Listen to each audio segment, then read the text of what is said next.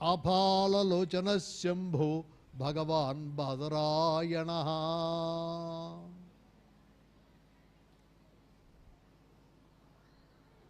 అందరూ చెప్పండి.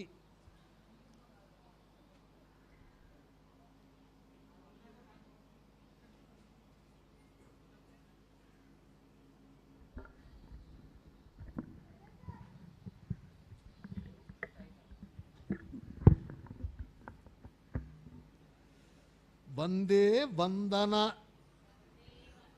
తుష్టమానసం అతి ప్రేమ ప్రియం ప్రియదం పూర్ణం పూర్ణకరం ప్రపూర్ణానిఖిల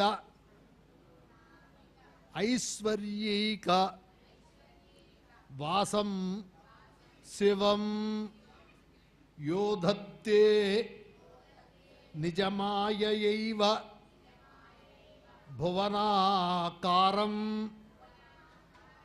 వికారోజ్జితః యస్యాహుః కరుణా కటాక్ష విభవైః స్వర్గాపవర్గాభిదౌ తస్మై శూలసుతాంచితార్థ వపుషే శస్వన్ నమస్తేజసే. హరయే నమః హరయే నమః హరయే నమః.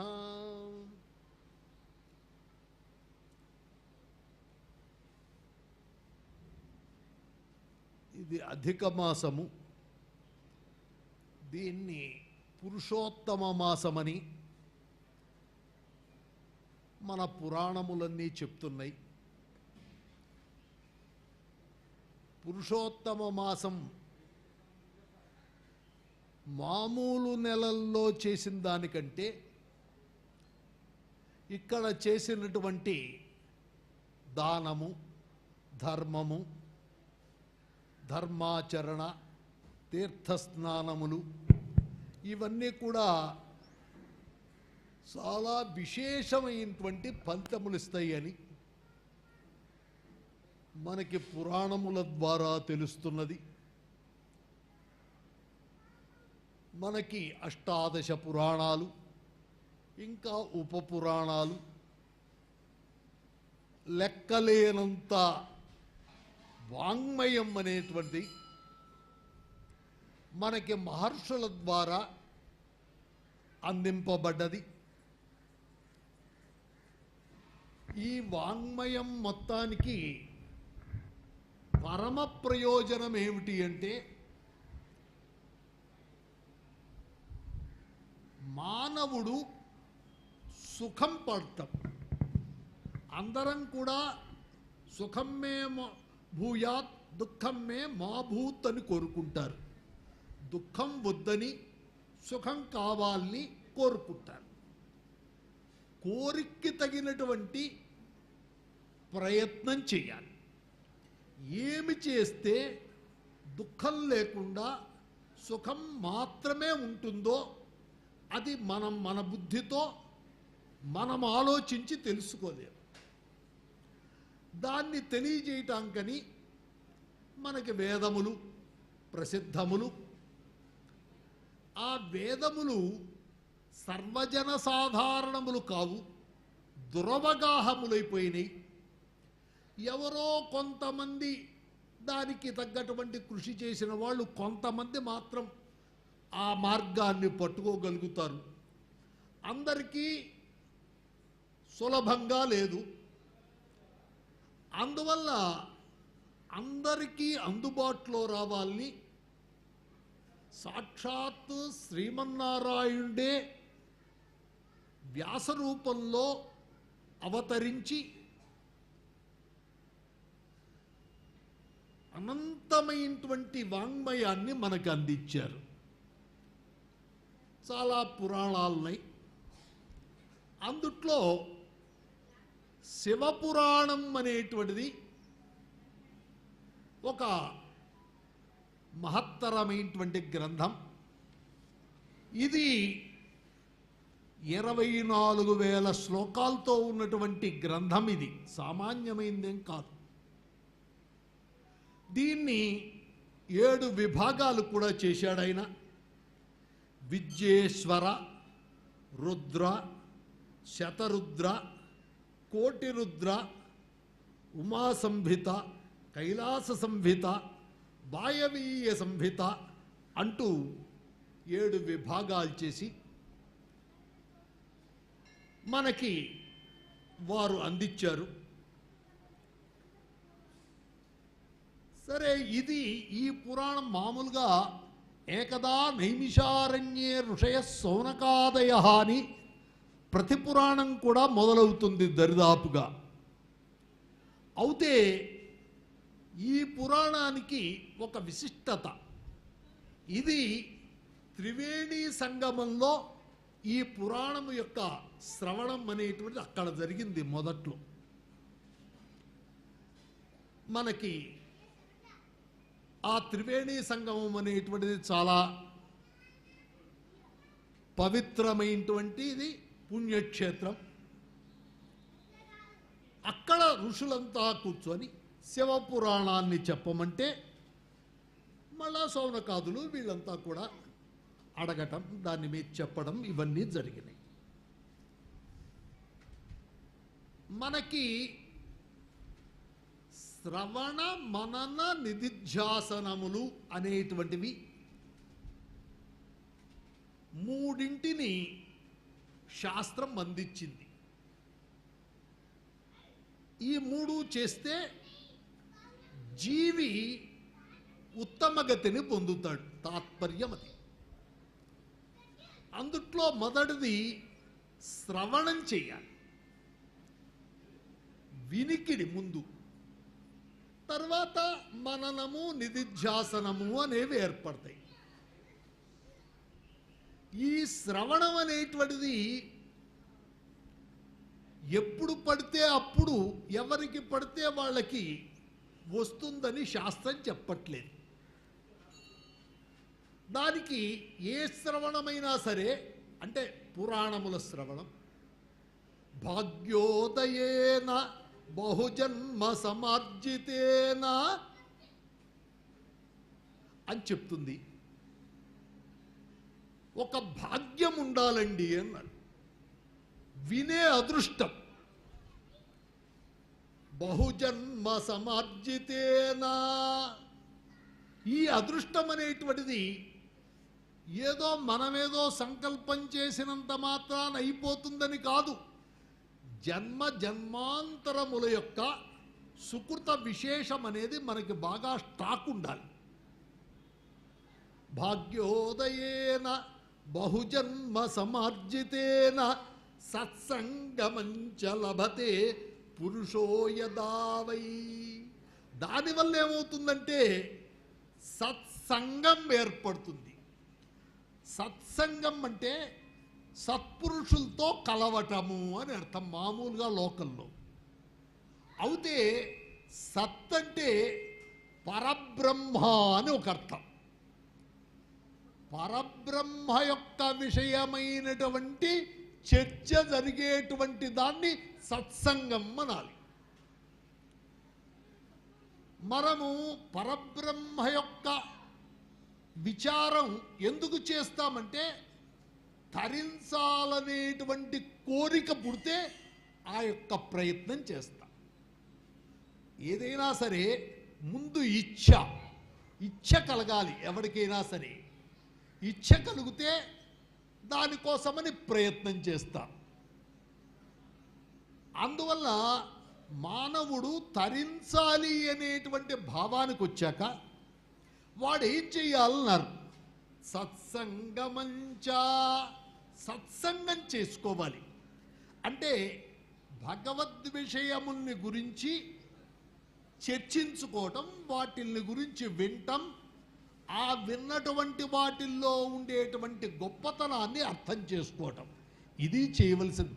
సత్సంగమంచ లభతే పురుషో యదా వై. అది కనుక లభిస్తే దానివల్ల నాకేమిటయ్యా ఉపయోగం అని విచారించారు.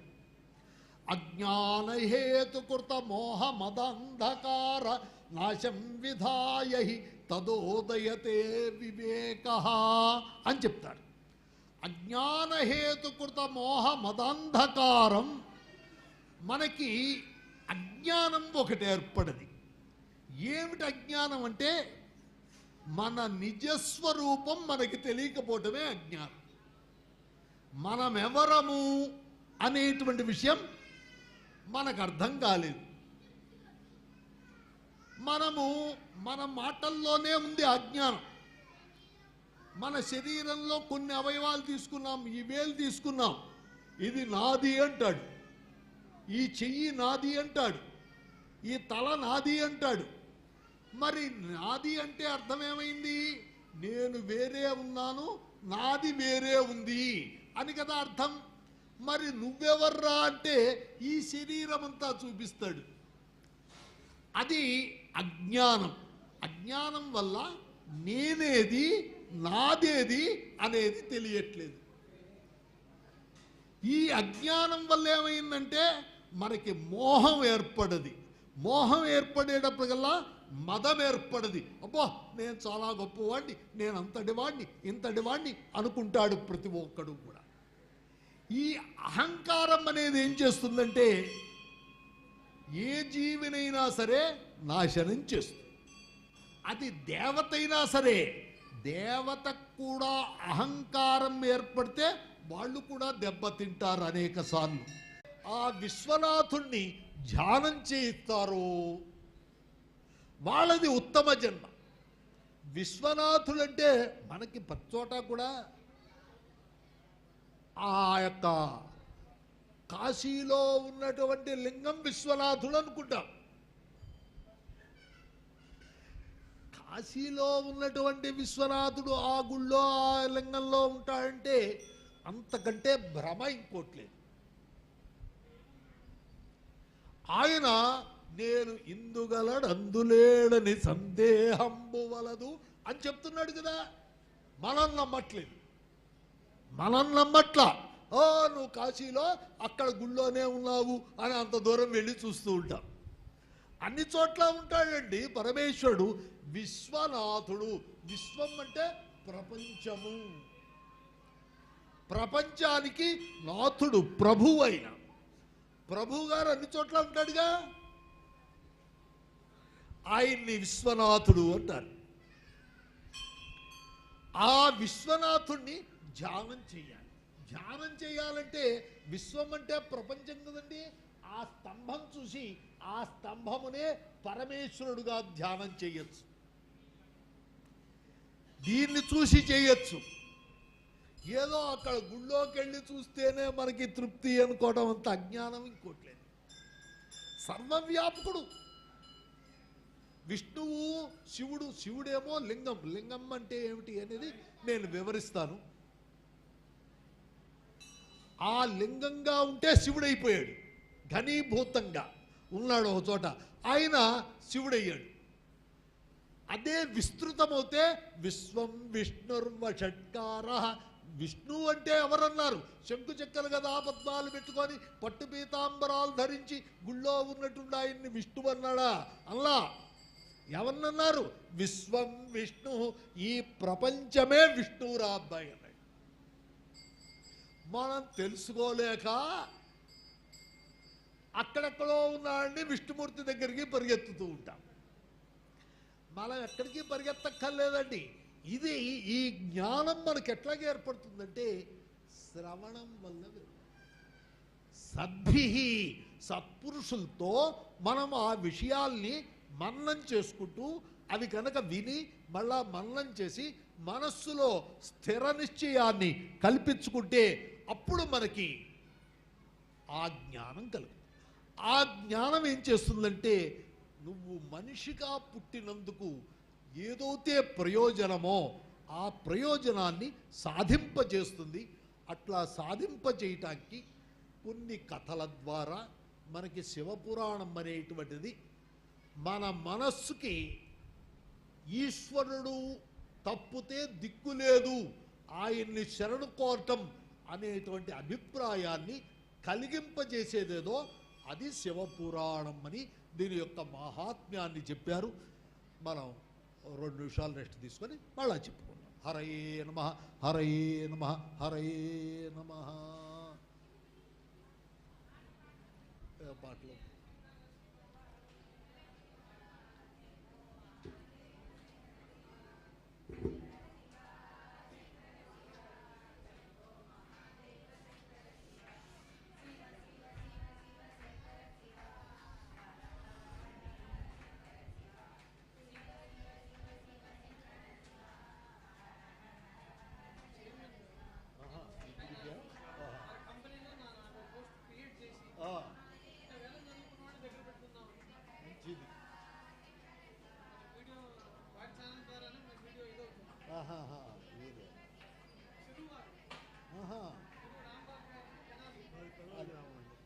తెరవాలి.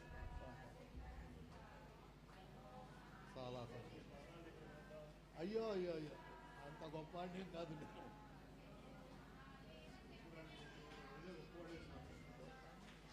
మీకు ఆ భావం ఉండాలి, నాకు ఈ భావం ఉండాలి. నేను గొప్పవాడిని అనుకుంటే ఇంకేముందే. అట్లా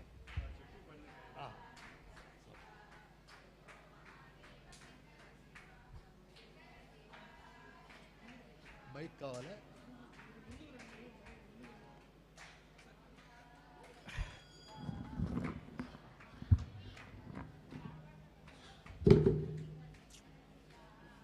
కాళ్ళు కదిలించుకోవడానికి కాస్త వీలుగా ఉండాలి.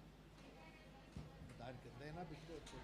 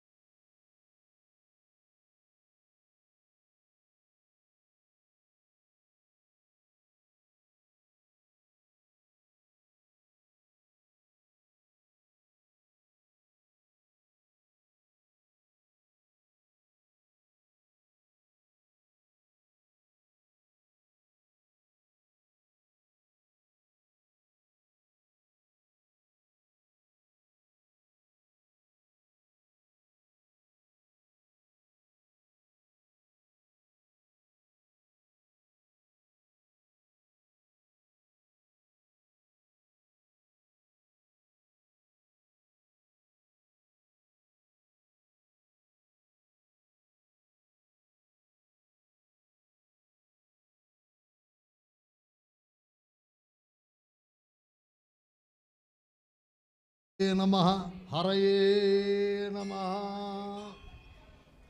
ఇహ శివపురాణంలోకి ప్రవేశిస్తున్నాం. ఇంత మటుకు మహాత్మ్యం చెప్పుకున్నాం.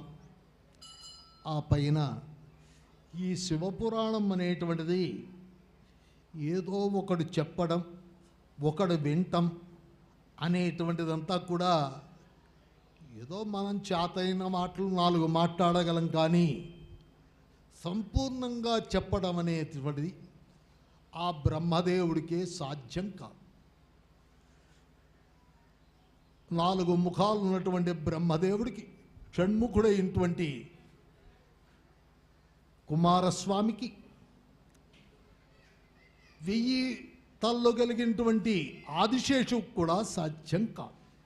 అని అసితగిరి సమం స్యాత్ కజ్జలం సింధు పాత్రే.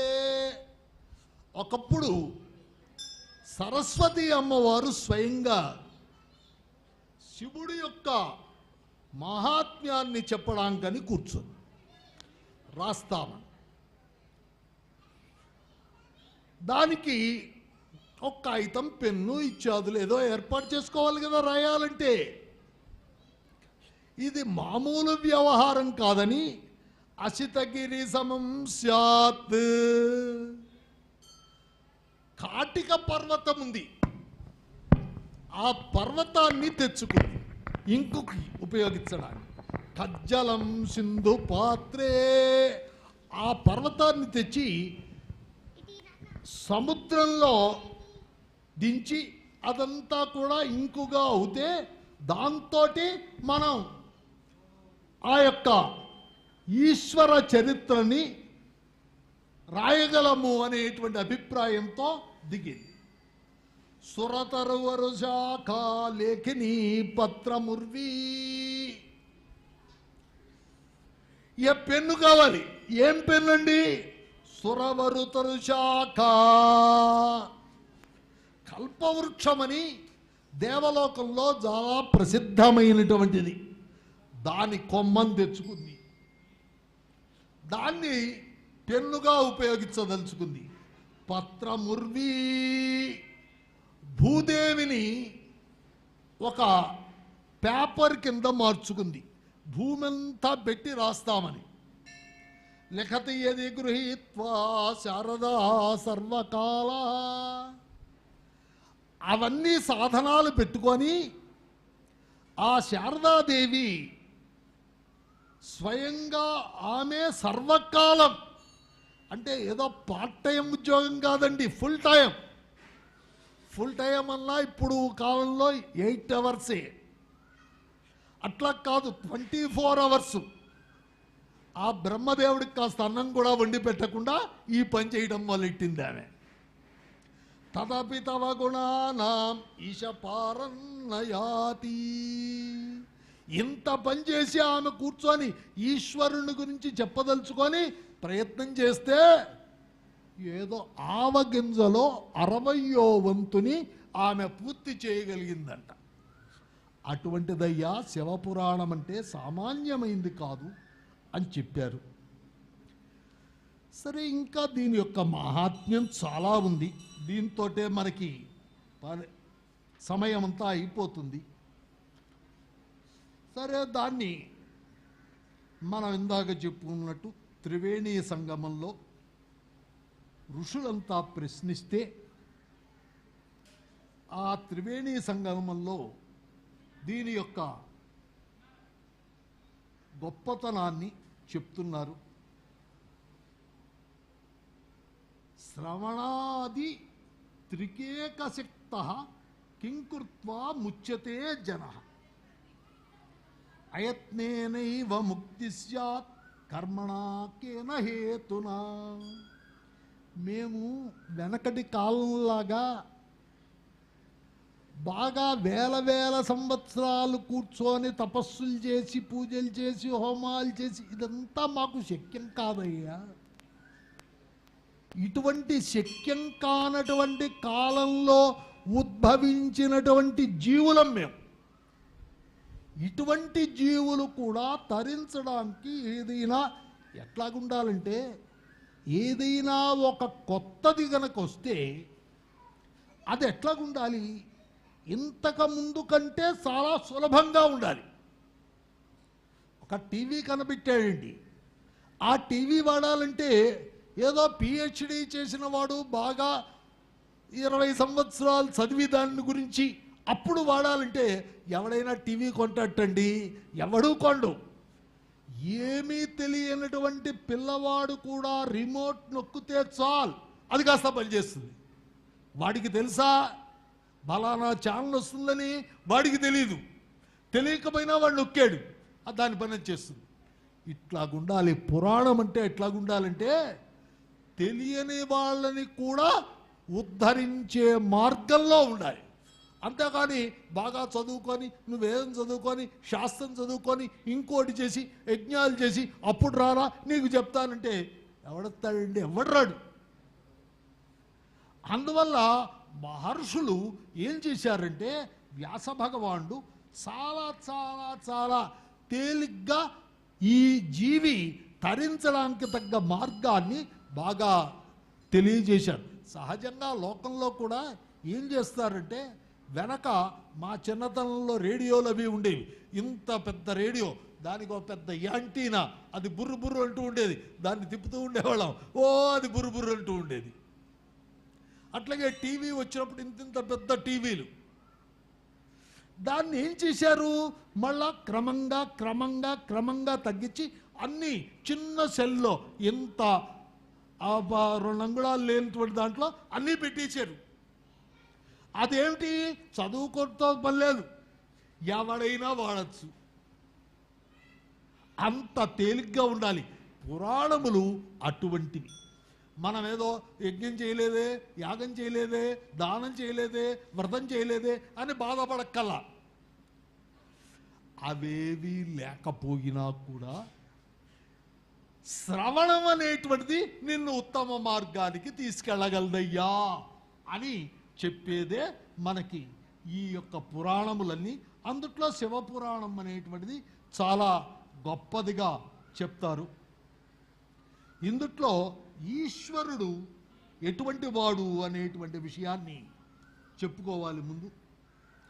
ఇది ఆయన యొక్క ఉత్పత్తి ఏమిటి, ఎందువల్ల ఈశ్వరుడు లింగరూపంగా అర్చించబడతాడు అనేటువంటి విషయాల్ని నిదానంగా చెప్పుకోవాలి.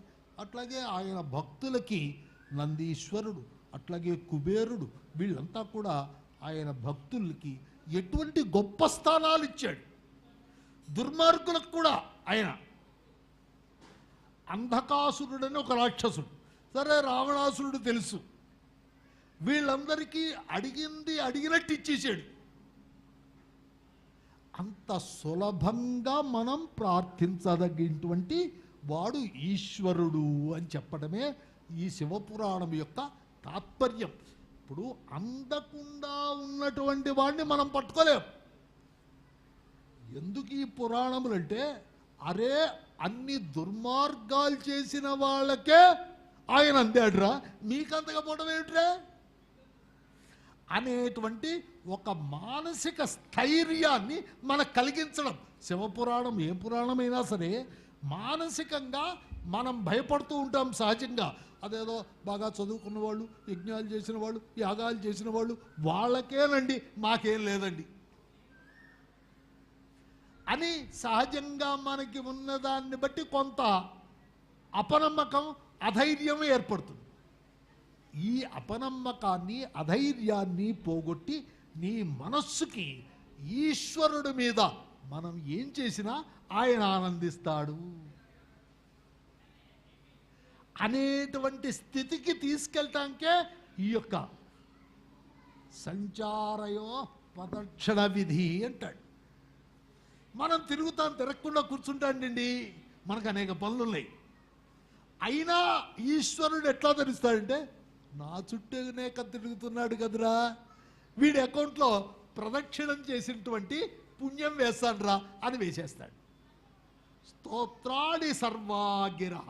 మనం ఏవేవో మాట్లాడుతున్నాం, అనేక విషయాలు చెప్పుకుంటున్నాం, సినిమా కథలు అవి కూడా ఆయనే.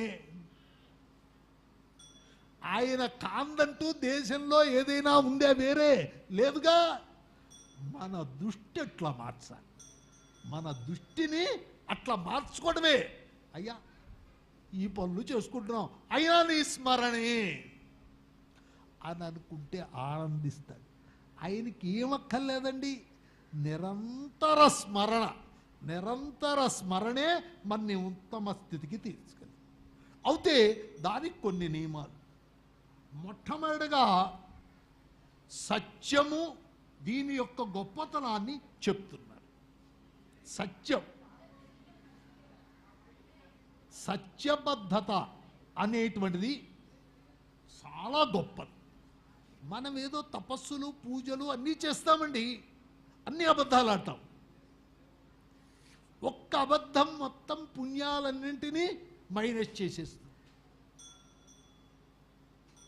ఒక్క సత్యం పాపాలన్నింటినీ మైనస్ చేయగలదు. నిష్కారణంగా అబద్ధం ఆడతాం పోగా, ఏదో ప్రయోజనాన్ని ఆశించి కూడా కాదు, ఏదో నిష్కారణం మన తెలివితేటలు అనుకుంటాం. ఇవే మనని ముంచుతున్నాయి. ఒకప్పుడు ఈశ్వరుడికి ఒక సంకల్పం కలిగింది, నిర్గుణ పరమాత్మకి ఒక సంకల్పం కలిగింది. ఇదగం సృజేయమితి, ఈ ప్రపంచాన్ని సృష్టించాలి అని ఒక సంకల్పం కలిగింది. అన్ని పనులు ఆయన చేయగలడా? ఆయనకి ఇచ్చ కలిగితే దాంతో ఏమైందంటే బ్రహ్మ విష్ణులు బయలుదేరారు. బ్రహ్మగారు విష్ణుమూర్తి ఇద్దరు వచ్చారు. ఈ బ్రహ్మగారు విష్ణుమూర్తి యొక్క నాభికమలంలోంచి పుట్టాడు అని చెప్పడం ఒక మాట, అది వేరే. ఈశ్వరుడు యొక్క సంకల్పం వల్ల వచ్చారు వీళ్ళిద్దరు. సరే, వచ్చిన వాళ్ళు వీళ్ళకి ఎవరి ద్వారా మనం వచ్చామో వీళ్ళకి తెలియలే. వచ్చారు కానీ అసలు విషయం ఏమిటో వీళ్ళకే అర్థం కాల. అర్థం కాకపోతే ఏం చేస్తారు? వెతుకుతారు. వీళ్ళు బాగా వెతకడం అంటే ఏంటి? ఒక విధమైన తపన పడ్డారు. అరే ఎట్లాగురా మనకేంట్రా పరిస్థితి అని తపన పడ్డారు. ఈ తపనే తపస్సు. తపస్సు అంటే మనం అనుకుంటాం ఏదో గుళ్ళోకి వెళ్ళి అక్కడ ఏదో ముక్కు మూసుకొని ఎవరు కనబడకుండా అరణ్యాల్లో కూర్చొని జళ్ళు పెంచుకొని కాషాయ బట్టలు కట్టుకొని ఏదేదో చేస్తే తపస్సు అనుకుంటాం. ఇంత విభూతి పెట్టుకొని రుద్రాక్షమాలు వేసుకొని భయంకరమైనటువంటి వేషం వేస్తే అక్కడ కూర్చొని రుద్రాక్షమాలను తిప్పుతూ ఉంటే తపస్సు చేస్తున్నట్టు. ఆ దేవుడు ఫోటో ముందు పెట్టుకొని అక్కడ 6 గంటలు కళ్ళనుకుంటూ అబ్బో ఏం తపస్సు అండి, నిద్ర వస్తుంది అందుకంటే ఏం రాదు అక్కడ కూర్చుంటే. అది కాదు, భగవంతుణ్ణి గురించి మనకేదైనా ఒక రూపాయో పావలానో మన ఉంగరమో ఎక్కడో పడిపోయిందనుకోండి, దాన్ని వెతకటంలో ఎంత తాపత్రయపడతామండి. మామూలు తాపత్రయమా? ఆఖరికి పిల్లలు మాట్లాడుతున్నా, ఇంకోటి మాట్లాడుతున్నా, ఫోన్ వచ్చినా ఈ సమయంలో వస్తుందా అనంట. దాని మీద దృష్టి మనకి, అరే అది పట్టుకోవాలి అని. ఈ తపన భగవంతుణ్ణి పట్టుకోవటం వైపు తిప్పితే మనం బాగుపడతాం. ఇది శాస్త్రం యొక్క అభిప్రాయం. తపన ఉండాలి. ఈ బ్రహ్మ విష్ణులిద్దరూ కూడా ఈ తపనకి గురయ్యారు. బ్రహ్మగారు తపస్సు చేశారు. తపస్సు అంటే ఆయన ఏదో కూర్చొని మూసుకొని శివపంచాక్షరి చేశాడని కాదు అర్థం. అసలు మనకంటే గొప్ప మనం వచ్చామంటే మనకంటే గొప్పది ఇంకోటి ఉంది. ఏమిటది? అది తెలియాలి. దానికోసమని తపన పడ్డారు. ఈ తపన పడుతూ వీళ్ళల్లో వీళ్ళేమనుకున్నారంటే నా వల్ల నువ్వు, నీ వల్ల నేను, మనిద్దరమే గొప్ప అనే స్థితికి వచ్చేసారు. అటువంటి సమయంలో వాళ్ళకక్కడ ఒక జ్యోతి, ఒక ప్రకాశం కనబడి, అది పెద్ద స్తంభంలాగా ఉంది. పెద్ద స్తంభం. ఈ స్తంభానికి కాళ్ళు లేవు, చేతులు లేవు, ముక్కులు లేవు, ఇంకోటి లేవు. వీళ్ళకున్నాయిగా, మనకున్నట్లేదుగా దీనికి. ఇదేమిటి అనిపించింది.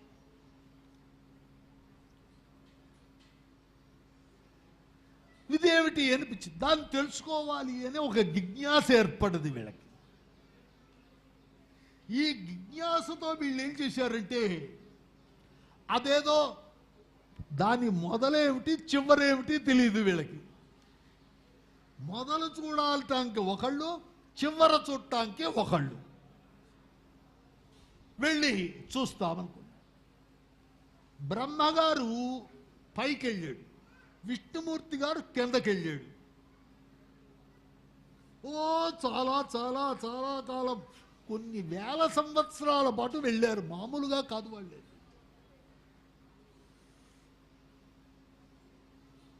సరే ఏమిట్రా ఇది ఏమిటి అనేది వాళ్ళకి అర్థం కాలేదు. అది మహానలస్తంభ విభీషణాకృతి బభూవ తన్మధ్యతలే స నిష్కళః. ఏమాత్రం ఆకారం లేకుండా మహాజ్యోతిస్సుతో ఉన్నటువంటి పెద్ద స్తంభం. అరే దీన్ని ఏదో మనం పట్టుకోవాలిరా అని అనుకున్నాడు. సరే అక్కడి నుంచి ఈ ప్రయత్నం చేశారు. మళ్ళీ ఇది ఏమై ఉంటుంది అనుకొని వీళ్ళు ఆవయోహో మిశ్రయోస్తత్ర కార్యం న సంభవేత్. మనిద్దరం కలిసి వెళ్తే తెలియకపోతుంది, మొదలైనా ఒకళ్ళు చూడాలి, చివరైనా ఒకళ్ళు చూడగలుగుతాం, ఇద్దరం తలొక వైపు వెళ్తామనుకున్నాడు. విష్ణువు వరాహమూర్తి అవతారాన్ని ధరించాడు. అది బయలుదేరాడు. బ్రహ్మ హంసనెక్కి ఈయన బయలుదేరాడు పైకి. చాలా చాలా దూరం వెళ్ళారు. అన్వీక్ష్యతయో కుర్చం భగవాన్ పరమేశ్వర. వీళ్ళకి ఇటువంటి తాపత్రయం ఏర్పడదే అనుకున్నాడు. భగవంతుడు అన్నీ చూస్తూ ఉంటాడు కదండి. పరిహాసంతో కృతవాన్ కంపనాచలితం శిరా. ఏమిట్రా ఎంత అజ్ఞానులరా వీళ్ళు. అరే నా యొక్క మొదల్ని చివరిని తెలుసుకోవడానికి ప్రయత్నం చేస్తున్నారు.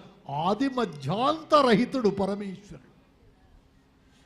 ఆది మధ్యాంతరహితుడైనటువంటి ఆయనకి ఆది మధ్యల్ని వెతకడానికి వెళ్ళారు. ఎంత తప్పండి. కాశీలో కరపాత్ర స్వామి వారిని ఒక మహానుభావుడు, మనకి నేను చూడలేదు కానీ ఒక 40 సంవత్సరాల క్రితం, 50 సంవత్సరాల క్రితం ఉన్నారు వారు. చాలా గొప్ప పండితుడైన, బ్రహ్మచర్యంలో సన్యాసం తీసుకున్నాడు, చాలా శక్తిమంతుడై. ఇప్పటికి కూడా ఆయన అనుయాయులు చాలామంది ఉన్నారు కాశీలో. శ్రీ విద్యోపాసకుడు, మంచి తేజస్సు గలవాడు, మంచి శక్తిమంతుడు, పండితుడు. అటువంటి మహానుభావుడు ఆయన, అరే ఏమిట్రా మనం ఆ భగవంతుడి దగ్గరికి వెళ్ళి నేను 3 అపరాధాలు చేస్తున్నా అన్నాడు. స్వామి నిన్ను గురించి 3 అపరాధాలు చేస్తున్నాను, నన్ను క్షమించు అన్నాడు. అదేమిటయ్యా అన్నాడు. ఏమిటి అపరాధాలు? ఆయనే చెప్పాలి సమాధానం. నేను నీ భగవంతుడి యొక్క గుడికి రావటం ఉందే, ఇది పెద్ద పాపం అన్నాడు. అదేమిటయ్యా అన్నాడు. భగవంతుడు ఏం చెప్తున్నాడండి, ఇక్కడ ఉన్నాను అక్కడ లేడని సమస్య లేదని చెప్తూ ఉంటే, సర్వవ్యాపకుండానే ఆయన బొడ్డు పెట్టుకుంటే నువ్వు ఎక్కడా లేవు, గుడి మధ్యలోనే ఉన్నావు అని నీకు దండం పెట్టడానికి వచ్చానే, ఇది పెద్ద అపరాధం. నీ మాట నమ్మలేదుగా నేను, ఇదొక అపరాధం చేశాను. అట్లాగే నిన్ను స్తోత్రం చేశాను, స్తోత్రేణానేన స్తోత్రం చేశాను. స్తోత్రం చేస్తే నువ్వు ఒకే రూపమని, సర్వస్వరూపే సర్వేశే సర్వశక్తి సమన్వితే అని అంటున్నది తల్లి. అన్నీ ఉన్నవి లోకంలో ఏవైతే ఉన్నాయో అన్నీ నేనేనయ్యా అని ఆమె బోర్డు పెట్టుకుంటే పరాశక్తి, అట్లాగే ఈశ్వరుడు అరే కాదయ్యా నువ్వు ఈ విగ్రహంలోనే ఉన్నావు, ఇట్లా చేత కరతల మలకంతో ఉన్నావు అని చెప్పడం అనేటువంటిది ఒక దోషం. అట్లాగే పరమేశ్వరుడు ఎప్పుడూ కూడా ఈ చర్మచక్షుస్సులతో అగ్రాహ్యుడు, తెలియబడు. తెలియబడినటువంటి ఆ పరమేశ్వరుణ్ణి నేను చూశాను, ఆయన నేను ఎవరికీ కనబడినని బోర్డు పెట్టుకుంటే మనం ఏం చేస్తున్నాం? చూశాను. ఇదొక తప్పనే. ఈ 3 అపరాధాలు క్షమించు తల్లి అన్నాడు. అందువల్ల ఇదంతా అంటే గుడికి వెళ్ళొద్దని కాదు, స్తోత్రం చేయొద్దని కాదు, మనస్సు పరిపక్వతని పొందాలి. మనస్సులో పరిపక్వత రావాలి. అది వస్తే తరిస్తాడు ఎవడైనా సరే. సరే, వీళ్ళు ఇట్లాగూ చాలా చేస్తూ ఉంటే పరిహాసంతు కృతవాన్ కంపనాచలితం శిరః, ఆయన పరిహాసం చేశాడు. ఎవరు? ఆ జ్యోతిస్వరూపంగా ఉన్నటువంటి ఆ పరమేశ్వరుడు. ఏమిట్రా వీళ్ళ దుంపాలేగా, నా యొక్క మొదలు చివర వీళ్ళకి అర్థమవుతుందా అనుకోని ఇట్లాగన్నాడు. ఎప్పుడైతే అట్లాగూ ఆయన అన్నాడో తస్మాత్తా వసు గృహంతు చ్యుతంకేతకముత్తమం, ఆ కదలిక వల్ల ఏమైందంటే ఆయన శిరస్సు మీద ఉన్నటువంటి మొగలి పువ్వు జారిపోయిందండి. ఈ మొగలి పువ్వు ఎప్పుడైతే జారిందో, ఇది బ్రహ్మగారు వెళ్తున్నాడు కదండి, ఈయనకి ఆ మొగలి పువ్వు పట్టడానికి ఈయన బయలుదేరటానికి ఒకే టైం అయింది. ఈయన మధ్యలోకి వెళ్ళాక ఆ మొగలి పువ్వు కనబడింది. అంటే అన్నాళ్ల పాటు ప్రయాణం చేశాడు. అది పైనుంచి కింద దానికి అన్నాళ్ల పాటు పట్టి. ఆయన అడిగాడు, కింత్వం పతసి పుష్పేశ పుష్పరాట్కేన వాధృతం.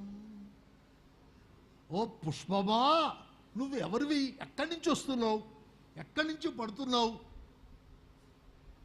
ఎవరు నిన్ను ధరించారు అనేది అనేటప్పటికల్లా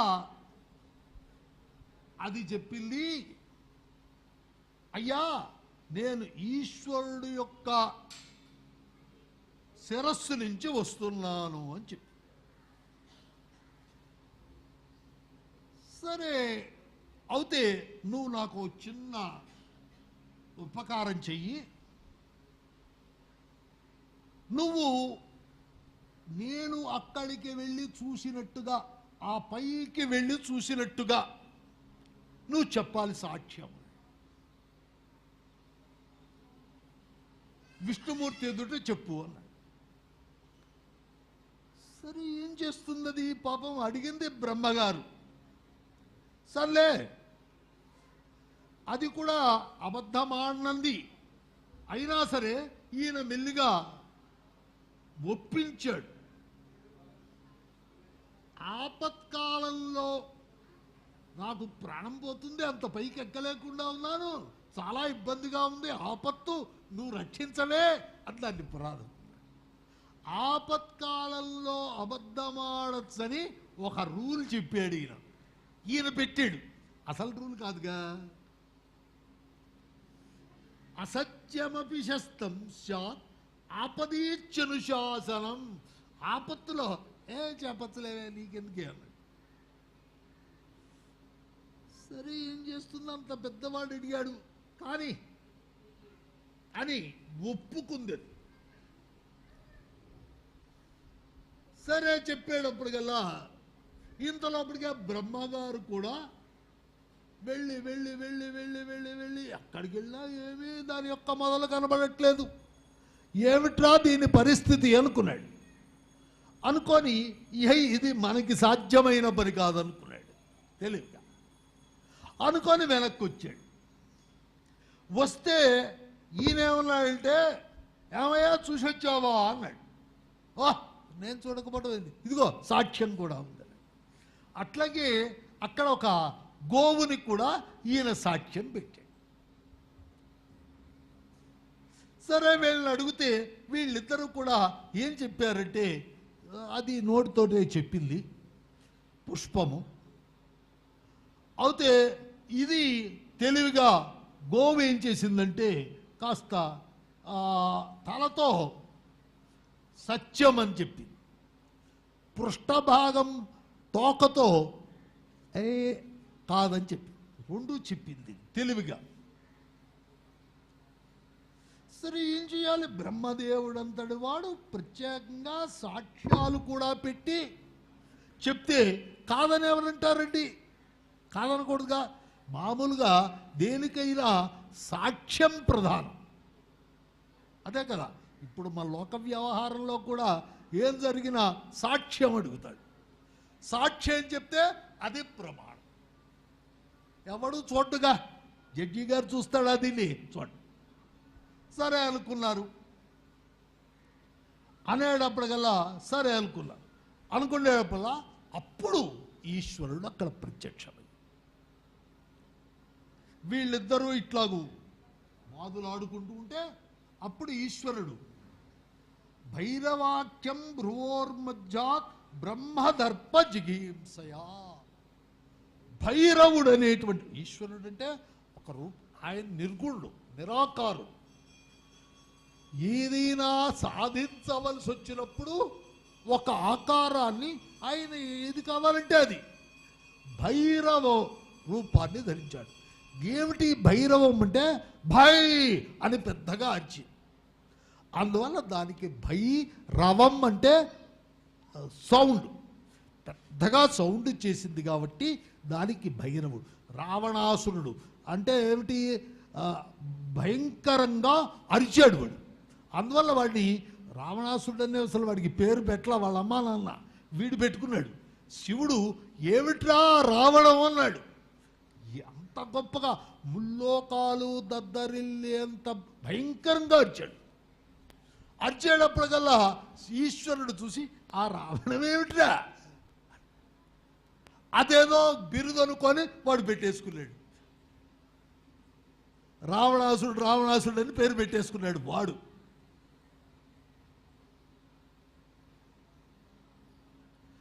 మరి ఇది భైరవం. భైరవాకారం అంటే మన వాళ్ళు కుక్క అనుకుంటారు, కాదండి. ఈశ్వరుడు ఆయన పెద్దగా అరిచే స్వభావం, అరవటానికి పుట్టాడు. అందువల్ల ఆయన ఇప్పుడు తప్పు చేసిన వాళ్ళని శిక్షించాలి. ఆయన ప్రయోజనం అది. దానికోసమనే భైరవ అవతారాన్ని ధరించాడు. భైరవుడు అంటే కుక్క అని మన వాళ్ళు ఏదో లోకల్లో వ్యవహారం, కానీ అది నిజం కాదు, కుక్క ఆకారం కాదు. సరే అటువంటిది వచ్చింది. ఒక పురుషుణ్ణి సృష్టించాడు. ఆయన నేనేం చెయ్యాలయ్యా? కింకార్యం కరవాణ్యత్త శీఘ్రమా పయ ప్రభో, నువ్వు ఆజ్ఞాపించవయ్యా, నేనేం చెయ్యాలో చెప్పు అన్నాడు. అనేటప్పటికల్లా ఆయన ఏం చెప్పి, వత్స యోయం విధి సాక్షాత్ జగతాం ఆద్యదైవతం. ఈ విధి ఉన్నాడే బ్రహ్మగారు, జగత్తుకి మొదటి దేవుడు. ఇటువంటి ఆయన నూనమచ్చయ ఖడ్గేన తిగ్మేన జవసాపరం. అరే ఇటువంటి వాడు మొదటే అబద్ధమాటం అనేది నేర్పింది ఎవరండి? బ్రహ్మదేవుడే మొదలుపెట్టాడు. అనేటప్పటికల్లా ఇతన్ని వేగంగా పదునైన కత్తితో వాడిని సంహరించరా అబ్బాయి అంటే వాడి యొక్క శిరస్సు. వెంటనే ఆయన ఏం చేశాడంటే ఒక చేత్తో జుట్టును పట్టుకొని బ్రహ్మ యొక్క అసత్యమాడినటువంటి శిరస్సుని ఖండించాడు. బ్రహ్మగారికి కూడా ఎంతగా ముందు పంచముఖం ఉండేది, 5 తలలు. శివుడికి ఎట్లాగైతే ఉందో అటువంటి, దీనికి అనేక కథలు ఉన్నాయి. ఈశ్వరుడితో పొట్లాడ, నువ్వేంటి, నీకు 5 తలలు ఉన్నాయి, నువ్వు గొప్ప, నేను 5 తలలు గలవాడు, నేను గొప్పే. ఇట్లా వాదులాట. ఈ వాదులాట వచ్చినప్పుడు తీర్చేశాడు అని ఒక మాట.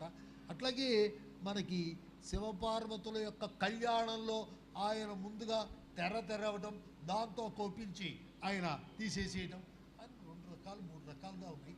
ఇవన్నీ కల్పభేదాలని బట్టి మనం చెప్పుకోవాలి. ఒక్కొక్క కల్పంలో ఒక్కొక్క రకమైనటువంటి వ్యవస్థ ఉంటుంది. అది ఎట్లా జరుగుతుందో, ఏ కల్పంలో ఏం జరిగిందో మనకి అంత విచారణ అనేటువంటిది మనకు అక్కర్లేదు. శిరస్సుని ఖండించమన్నాడు. పితా తవోత్సృష్ట విభూషణాంబర స్రగుత్తరీయా మలకేశ సంవృతి.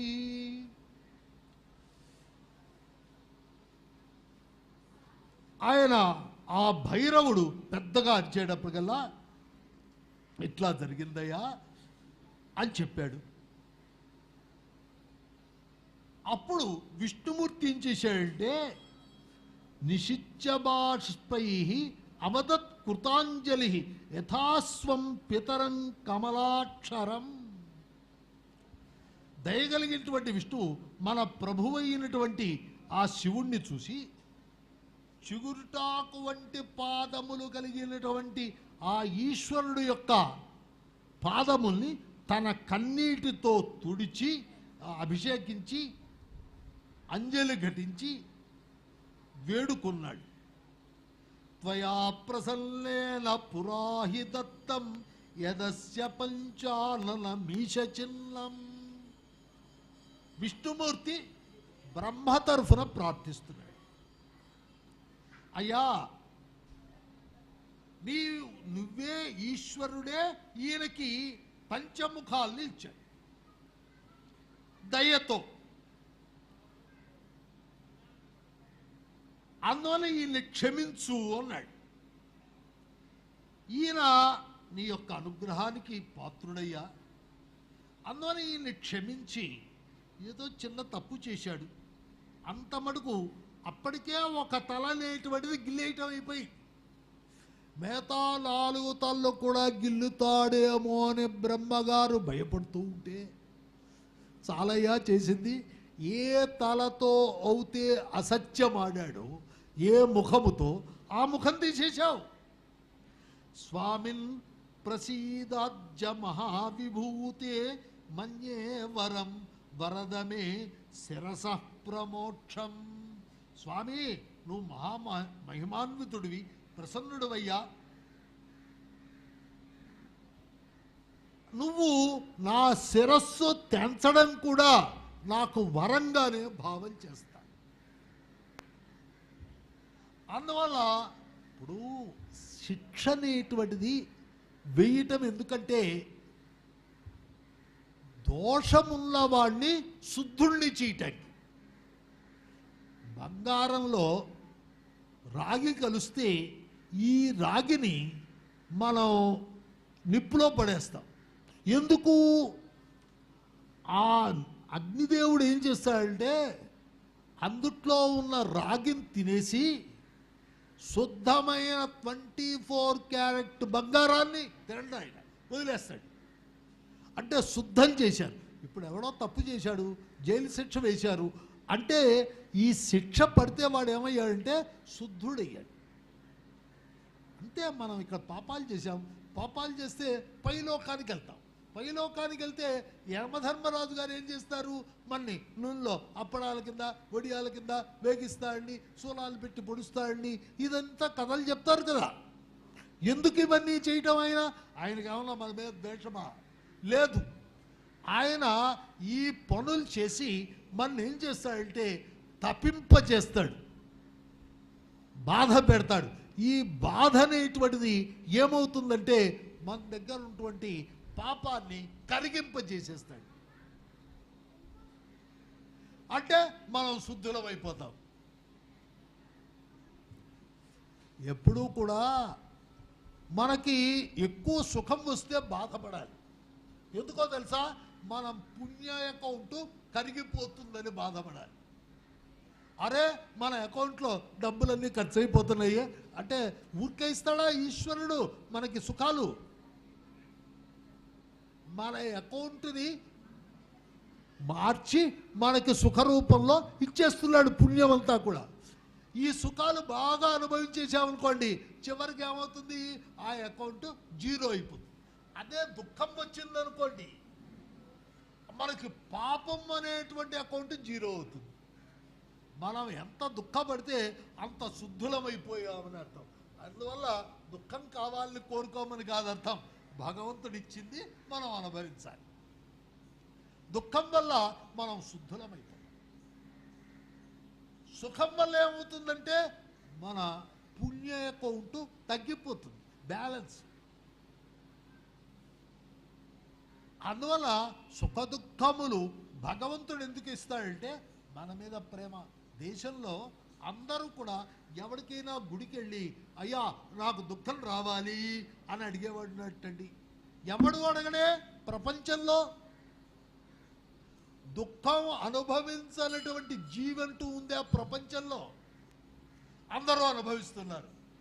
పుట్టడమే దుఃఖం కదండి.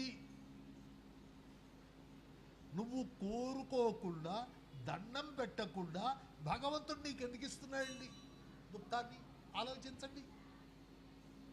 మనం గుడికి వెళ్ళి దండాలు పెట్టి నాకు ఆ కష్టం పోవాలి, ఈ కష్టం పోవాలి, నాకు ఆ సుఖం కావాలి, ఈ సుఖం కావాలి, అనేక విధములైనటువంటి ప్రదక్షిణాలు చేస్తున్నాం. మనకు వస్తున్నదే రావట్లా, సుఖం రావట్లేదు, అడగనటువంటి దుఃఖం వస్తున్నది. ఎందుకని? ఈశ్వరుడికి మన మీద ప్రేమ ద్వేషమా ఏముందండి? ఏమీ లేదు. ఒక్కటే దానికల్లా బ్యాంకుకి వెళ్ళి ఆ క్లర్క్ చుట్టూ 200 ప్రదక్షిణాలు చేస్తే వాడు ఏదైనా 2000 రూపాయలు నా అకౌంట్లో లేకుండా వాడు తీసిస్తాడా? ఇచ్చే అధికారం ఉందే వాడికి? లేదు. నువ్వు 600 ప్రదక్షిణాలు చేసినా మోకాళ్ళు నొప్పులు తెచ్చుకుంటావు తప్పితే నీకు వచ్చేదేం లేదు కదా. అట్లాగే మనం దుఃఖాన్ని కూడా మనం ఎవరనుకో, పుణ్యం అనేది మన అకౌంట్లో ఉంటే నువ్వు అడక్కపోయినా తలుపు కొట్టి మరీ ఇస్తాడు. అందువల్ల మనం చేయవలసింది ఏమిటి? పుణ్యపాపముల్ని, పుణ్యం అనేటువంటి అకౌంట్ని మనం పెంచుకోవాలి. కానీ దేవుడు చుట్టూ తిరిగితే పుణ్యం వస్తుందని ఎక్కడా లేదండి. పుణ్యం ఎట్లాగొస్తుంది? దేవుడికి 200 కొబ్బరికాయలు కొడితే నీకు పుణ్యం వచ్చేస్తుంది అనుకుంటావు? కాదు. ఎట్లాగొస్తుంది పుణ్యం అనేటువంటిది చెప్పండి ఎవరికైనా.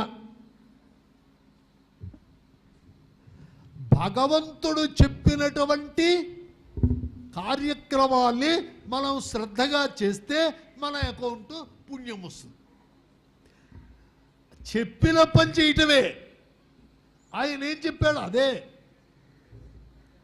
అదే ఏమంటున్నారంటే స్వధర్మే నిధనం శ్రేయ పరధర్మో భయావహ అని చెప్పింది శాస్త్రం. స్వధర్మాన్ని చెయ్యిరా, నీకు ఏ ధర్మం చెప్పాడో అది చెయ్యిరా. అందరికీ ఒకటే ధర్మం కాదు. స్త్రీలు ఉన్నారు, వాళ్ళకు కొన్ని ధర్మాలు ఉన్నాయి. పిల్లలు ఉన్నారు, వాళ్ళకు కొన్ని ధర్మాలు ఉన్నాయి. మధ్య వయస్కుడు ఉన్నాడు, వాడికి కొన్ని ధర్మాలు ఉన్నాయి. వృద్ధుడయ్యాడు, వాడికి కొన్ని ధర్మాలు ఉన్నాయి. ఎవడికి చెప్పిన ధర్మం వాడిని చేయమన్నాడు. ఒకటి ధర్మాన్ని ఒకడు ఆచరించకూడదు. మళ్ళా అది ధర్మం అంటే కుదరదు. మళ్ళా ఇప్పుడు నేను గృహస్థుని, నేను ఔపోసన చేసుకోవాలి, వైశ్వదేవం చేసుకోవాలి. ఇప్పుడు నేను అగ్నికార్యం చేస్తాను, బ్రహ్మచారి ఉన్నాడు, వాడు అగ్నికార్యం చెయ్యాలి. వాడి ధర్మం అది. ఆ అగ్నికార్యమే నేను చేస్తానంటాను. ధర్మం అవుతుందా? కాదే. ధర్మం అనేది అందరికీ ఒకటి కాదు. ఎవడికి ఏది ధర్మాన్ని నిర్దేశించారో అది చెయ్యటమే ధర్మం. ఎట్లాగంటే ఒక ఉద్యోగం ఉంది, ఒక ఆఫీసులో ఫైల్స్ చూసేవాడు వేరు, అకౌంటెంట్ డబ్బులు లెక్క పెట్టేవాడు వేరు, డబ్బులు ఇచ్చేవాడు వేరు, ఎంత వచ్చిందో ఎంత పోయిందో జమ చూసుకునేవాడు వేరు. ఎవడి పని వాడిది. అంతేకాని నిన్నేదో జమ ఖర్చులు చూసుకోమంటే వీడు వెళ్ళి వాడు ఎవడో అడిగాడిని తన చేతుల్లో డబ్బు ఉంది కదా అని 1,00,000 రూపాయలు ఇచ్చేస్తే వీడి ఉద్యోగం ఉంటుందే? పోతుంది. వాడి ధర్మం కాదు అది. ఆ చేయవలసిన వాడు వేరే ఉన్నాడు. వాడి పని మనం మనకి ఇవన్నీ గొప్ప గొప్ప విషయాలే. మనకి చిన్నప్పటి నుంచి కొన్ని కథలు చెప్తారండి. ఈ కథల తాత్పర్యమంతా ఇదే. ఒక రజకుడికి చాకలివాడి దగ్గర ఒక గాడిద కుక్క ఉన్నాయంట. ఈ గాడిద మీద రోజు అది ఇది బరువు వేసుకొని చాలా శ్రమ పెడుతూ ఉండేవాడు. దీనికి చాలా కోపం. కుక్క ఉంది, ఆ కుక్క ఒక విధంగా బతుకుతుంది, దానికి పని లేదు. ఈ కుక్కకి కూడా యజమాని మీద కోపం వచ్చింది. అప్పుడు ఒక దొంగలు వచ్చారు. దొంగలు వస్తే అరవచేటువంటి బాధ్యత ఎవరిదండి? కుక్కది. ఇది నేను చేయను. అర్రే మన యజమానికి ఇబ్బంది వస్తుందని అది సద్బుద్ధితోటే దానికి చెప్పనటువంటి పని అది చేసి పెద్దగా ఓండ్ర పెడుతుంది. ఓండ్ర పెడితే ఈ శబ్దానికి వాడు కాస్త తప్పించుకు వెళ్ళిపోయాడు. యజమాని వచ్చాడు, అరే నిద్ర చెడగొట్టింది అనేటువంటి దృష్టితో దీన్ని కర్ర పెట్టి చావబోదాడు. ఎందువల్ల? దీని ధర్మం కాదది, దీని పని కాదు. ఎవరి పనిలో నెత్తి మీద పెట్టుకుంటే ఇట్లాగే ఉంటుందయ్యా దేశము అని చెప్పడం. ఎవరికి చెప్పింది వాళ్ళు చేయాలి. దేవుడైనా సరే నానృతం వదేత్ అనేటువంటి మాట ఉంది. అబద్ధం ఆడకూడదు అని ఉంది కదా. ఇది ఎవరికి? మనకే. జడ్జి గారు ఉన్నారండి, ట్రాఫిక్ రూల్స్ ఉన్నాయండి. ఈ ట్రాఫిక్ రూల్స్ జడ్జి గారికి ఉండవా? నేను జడ్జిని కాబట్టి రోడ్డు మీద అడ్డంగా రాంగ్ రూట్లో వెళ్తాను కారంటే ఊరుకుంటారా? ఊరుకోరు. ఆయన రూల్స్ని పరిపాలించవలసింది. అట్లాగే దేవుడైనా సరే రూల్స్ని పరిపాలించి తీరవలసింది. నానృతం వదే తనుంటే బ్రహ్మగారే అబద్ధమాడాడు కదా. దాని ఫలితం ఏమొచ్చిందండి? తలకాయే ఎగిరిపోయింది. ఈశ్వరుడు చేయలా, ఈశ్వరుడు ఆయన తలని తుంచాడు అని అంటాం తెలివి తక్కువతనం. వాడి తలని వాడే నరుక్కున్నాడు. ఎందువల్ల? అబద్ధమాడి. ఈశ్వరుడు నిమిత్త మాత్రుడు. అంతేకాని ఈశ్వరుడు చేశాడంటే ఆయనకి ఈయన మీద కోపం వచ్చి ఆయన జడ్జి గారు ఒకటికి ఉరిశిక్ష వేశాడు. నువ్వు హత్య చేసావు, మర్డర్ చేసావు అంటాడా ఎవడైనా? అండో. ఎందుకని? మర్డర్ చేసిన వాడు ప్రాణం తీశాడు, ఈయన ప్రాణం తీశాడు. తేడా ఏమిటి? ఈయనకి ఆయన మీద మమకారం కానీ ద్వేషం కానీ ఏమీ లేదు. చేసిన పనికి ఫలితం ఇవ్వటం ఆయన పని, అంతే కదా. బ్రహ్మగారు చేసినటువంటి పనికి ఫలితం ఇచ్చాడు ఆయన. అంతేకాని ఈశ్వరుడు బ్రహ్మగారి శిరస్సు తెచ్చేశాడు అని అనడం తప్పు కదా. జడ్జి గారు మర్డర్ చేశాడనొచ్చా? అనకూడదే. చేసిన పనికి ఇప్పుడు బ్యాంకులో కలుపుకున్నాడు, నాకు 10,000 రూపాయలు ఓచర్ రాస్తే ఇచ్చాడు. నాకు 10,000 రూపాయలు దానం చేశాడయ్యా వాడు అని వాడికి దండం పెడతావా? వాడికే సంబంధం, వాడి డ్యూటీ వాడు చేసుకున్నాడు. అంతేగాని వాడికి 10,000 రూపాయలు ఇచ్చినందుకు వాడికి పుణ్యం పడిపోతుంది వాడి అకౌంట్లో అని అంటావా? అనం. వాడికేం సంబంధం లేదు. ఈశ్వరుడు కూడా అటువంటి వాడు. ఆయనకి పుణ్యపాపాలు అంటాం. అంటినట్టు చూపించారు కొన్ని చోట్ల. మళ్ళా బ్రహ్మకి ఆ ఈశ్వరుడికి ఆ కపాలముని తుంచేస్తే ఆ కపాలం బ్రహ్మహత్యా పాతకం ఆయన చేతికి చుట్టుకుందయ్యా దాన్ని ఆ బ్రహ్మకపాలానికి వెళ్తే అక్కడ పడిపోయిందయ్యా అని ఒక కథ ఉంది. మళ్ళా అది కథేగా. ఇదెందుకు ఈ కథ? ఈ కథ ఎందుకు పుట్టిందండి? అరే అంతటి వాడికే తప్పట్లేదురా, నువ్వు ఒళ్ళు తెలియకుండా చేస్తే చాలా ఇబ్బంది పడతావురా అని చెప్పడానికి వచ్చింది. అంతేగాని అదే తాత్పర్యంతో వచ్చింది కాదు. ఇట్లాగూ మనం అన్నీ కూడా అర్థం చేసుకోవాలి, లేకపోతే ఇబ్బంది పడతాం. అదన సరే. తద్వదఖిల మీషోపి పారంపర్య చికీర్షయా సఖ్యానాం ప్రదదౌ హృష్ట పృథక్ తత్ర యథాక్రమం. ఆ బ్రహ్మదేవుడు చాలా స్తోత్రం చేశాడు. ఈయన్ని భక్తి ప్రతిపత్తులతో స్తోత్రం చేశాడు. చేస్తే అప్పుడు ఈశ్వరుడు అంటున్నాడు, తుష్టోహమజ్జవాం వత్సౌ పూజయాస్మిన్ మహాదినే. ఇది ఎప్పుడు జరిగింది అనేటువంటిది విచారించాలి.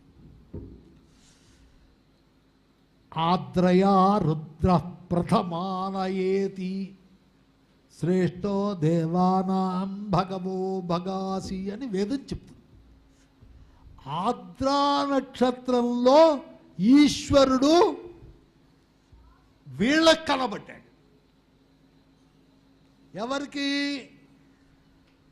బ్రహ్మగారికి విష్ణుమూర్తికి కనబడ్డటువంటి సమయం ఎప్పుడంటే ఇప్పుడు స్తంభాకారంలో.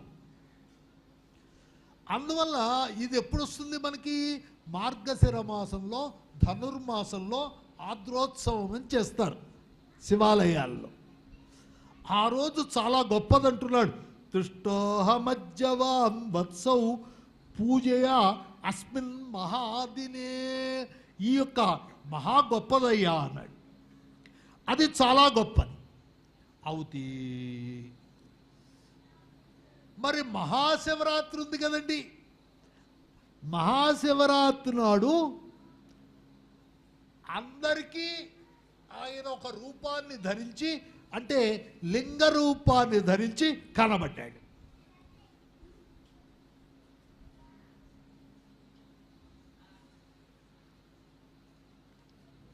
మహాశివరాత్రి నాడు జరిగింది.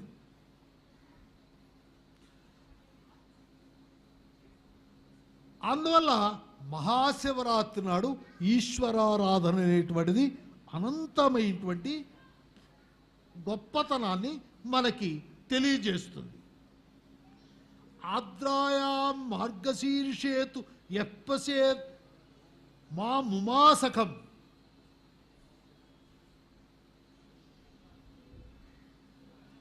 మద్బేరమపి వా లింగం నా సా గుహాదపి మే ప్రియ.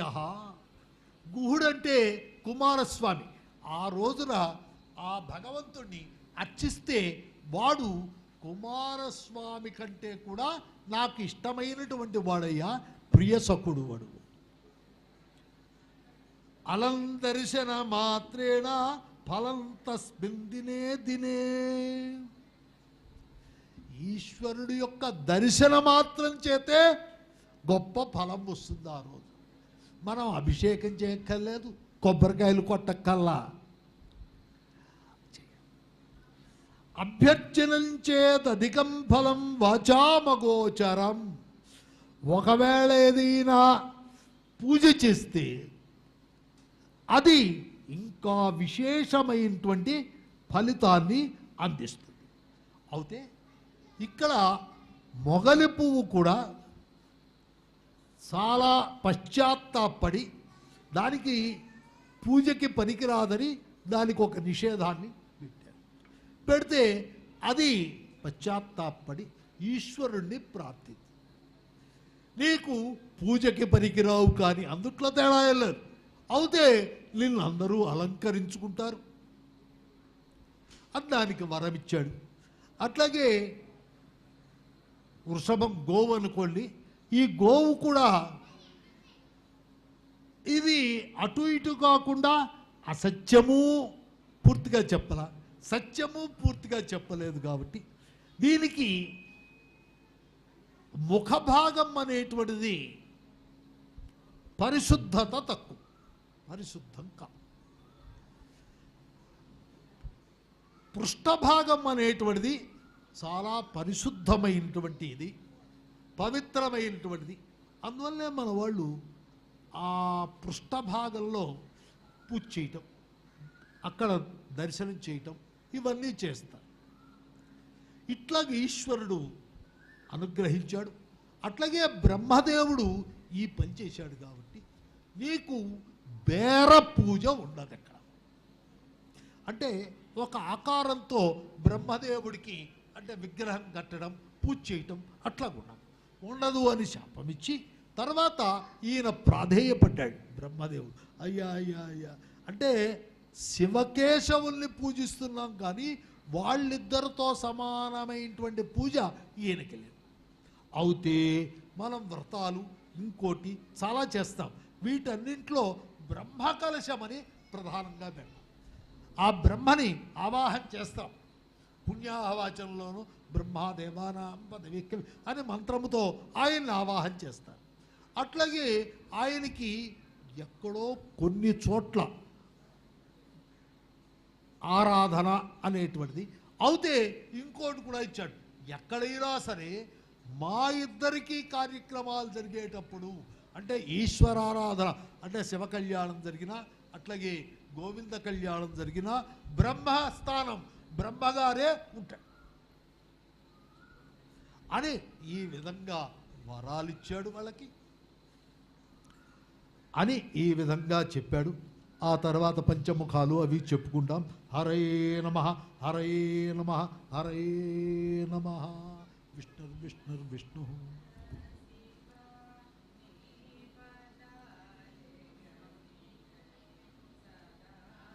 అది కూడా తిప్పండి వాళ్ళ వైపు.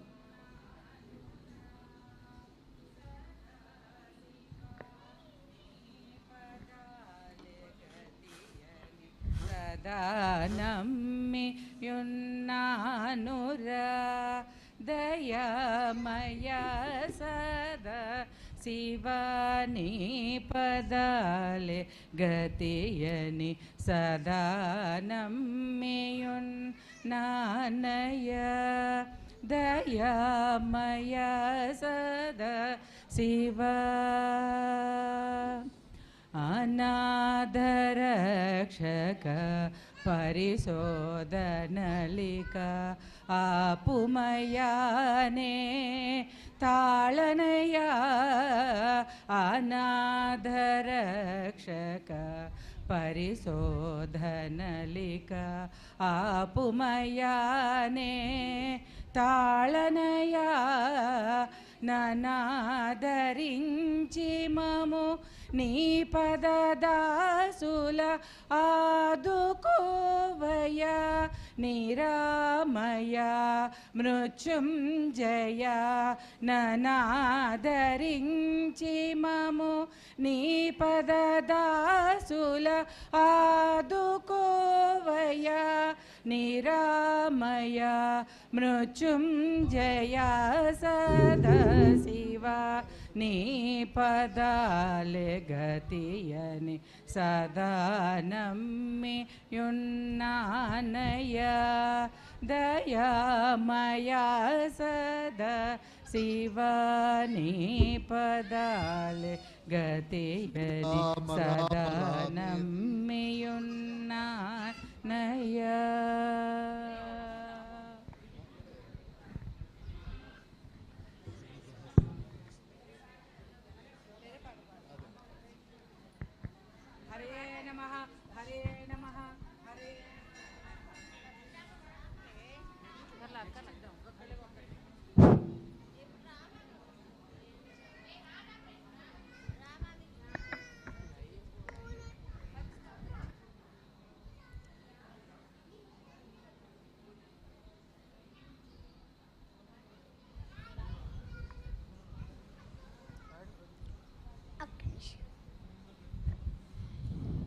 శ్రీరామ రామ రామేతి రమే రామే మనోరమే సహస్రనామ తత్తుల్యం రామనామ వరాననే. శ్రీరామ రామ రామేతి రమే రామే మనోరమే సహస్రనామ తత్తుల్యం రామనామ వరాననే. శ్రీరామ రామ రామేతి రమే రామే. హరే నమః హరే నమః హరయే నమః హరయే నమః హరయే నమః.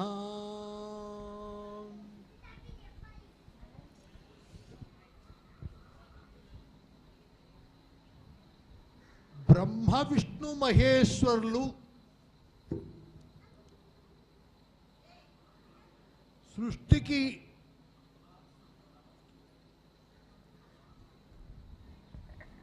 మొదటి వారు, అట్లాగే లలితా పరాభట్టారిక ద్వారా సృష్టి అంతా నడిచింది అని ఒక పద్ధతి. ఏదైనా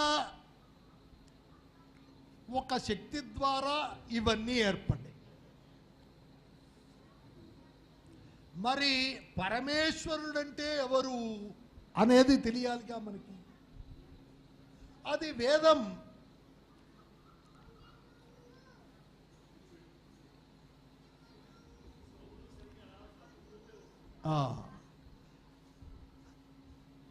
వేదం ఒక విధంగా చెప్పింది. ఏతో వా ఇమాని భూతాని జాయంతే ఏన జాతాని జీవంతి యత్ప్రయంచభిసంవిశంతీతి అని చెప్తుంది. సృష్టి స్థితి లయములు మనకి కనకబడేటువంటివి. సృష్టి కనబడుతున్నది, మనం అంతా సృష్టింపబడ్డాం. స్థితి కొన్నాళ్ళ పాటు ఉన్నాం, మళ్ళా లయం అయిపోతున్నాం. ఈ సృష్టి స్థితి లయములనేటువంటివి మన కళ్ళకు కనబడేటువంటి విషయాలు, అందరికీ కూడా తెలుసు. ఈ సృష్టి స్థితి లయముల్ని చేసేవాడెవడు? అది ఆలోచించాలిగా మనం. ఒక అందమైన వస్తువును చూశాం, ఏమి చేశాడురా అంటాం. ఓ బిల్డింగ్ కట్టాడు, బాగా కట్టాడా అంటాం. దేన్ని వాడిని గుర్తు తెచ్చుకున్నాం? ఆ కట్టిన వాడిని. వాడు నాకు కనబడ్డా? కనబడలా. కనబడకపోయినా వాడు చేసిన పనిని చూసి వాడిని గుర్తించాం. అట్లాగే ఈశ్వరుణ్ణి మనం ఎట్లా గుర్తించాలి? ముందు అసలు కనబడే దాంతో కనబడని దాన్ని లెక్క వెయ్యాలి, మనం గుర్తించగలగాలి. ఇదే శాస్త్రం చెప్తుంది. వేదం కూడా సాక్షాత్తుగా చెప్పడానికి వచ్చిన ఇబ్బంది ఏమిటంటే, ఒక వ్యక్తిని చెప్పాలంటే ఏదోనయ్యా ఆయన బ్రాహ్మణుడయ్యా, 70 ఏళ్ల వాడయ్యా, భార్య పిల్లలు ఉన్నారయ్యా, ఇల్లుందయ్యా, డబ్బుందయ్యా, ఏదో చెప్తాం. ఇవన్నీ ఆయన గుణములు, ఆయన సామగ్రి. మరి ఈశ్వరుడికి ఏముందండి? ఏమీ లేదు. నిరంజనుడు, నిర్గుణుడు, నిరాకారుడు కదా. నిరాకారమైనటువంటి ఆ పరబ్రహ్మని చెప్పాలంటే ఏం చెప్పగలరండి? ఏమీ చెప్పలేరు. ఏతో వాచో నివర్తంతే. వాక్ అక్కడ ప్రసరించడానికి వీల్లేదు. ఏదో ఈ ఆకారం ఉంది, ఈ రూపం ఉంది, ఇంత పొడుగున్నాడు, ఇంత వెడల్పున్నాడు, ఏమీ చెప్పడానికి లేదు. మరి ఆయన్ని చెప్పకపోతే ఎట్లాగండి? చెప్పాలిగా. అప్పుడు ఏం చేస్తుందంటే శాస్త్రము కొన్ని చోట్ల ప్రవృత్తి రూపంలో చెప్తుంది. ప్రవృత్తి రూపం అంటే బలానా అని చూపించి చెప్పగలదు. ఇంకొకప్పుడు ఏం చేస్తాము? నిషేధముఖయా చెప్తాం. అక్కడ 10 రకాల పెన్నులున్నాయి, కలర్లు. పిల్లవాడిని పెన్ను తీసుకురారా అన్నా. మన మనస్సులో ఏముంది? అక్కడ తెల్లటి పెన్ను కావాలనుంది, శ్వేతం. అయితే వాడు నల్లది తెచ్చాడు, ఇది కాదురా అన్నాం. ఇంకోటి తెచ్చాడు పచ్చది, అది కాదన్నాం. ఇంకోటి తెచ్చాడు, అది కాదన్నాం. ఈ 9 తీసేస్తే మిగిలింది ఏమిటండి? ఒకటేగా. అట్లాగే భగవంతుడు అనేటువంటి వాడు మన కళ్ళకు కనబడేటువంటి విషయాల్ని తీసేస్తే కంటికి కనబడంది ఏదైతే ఉందో అదే భగవంతుడు.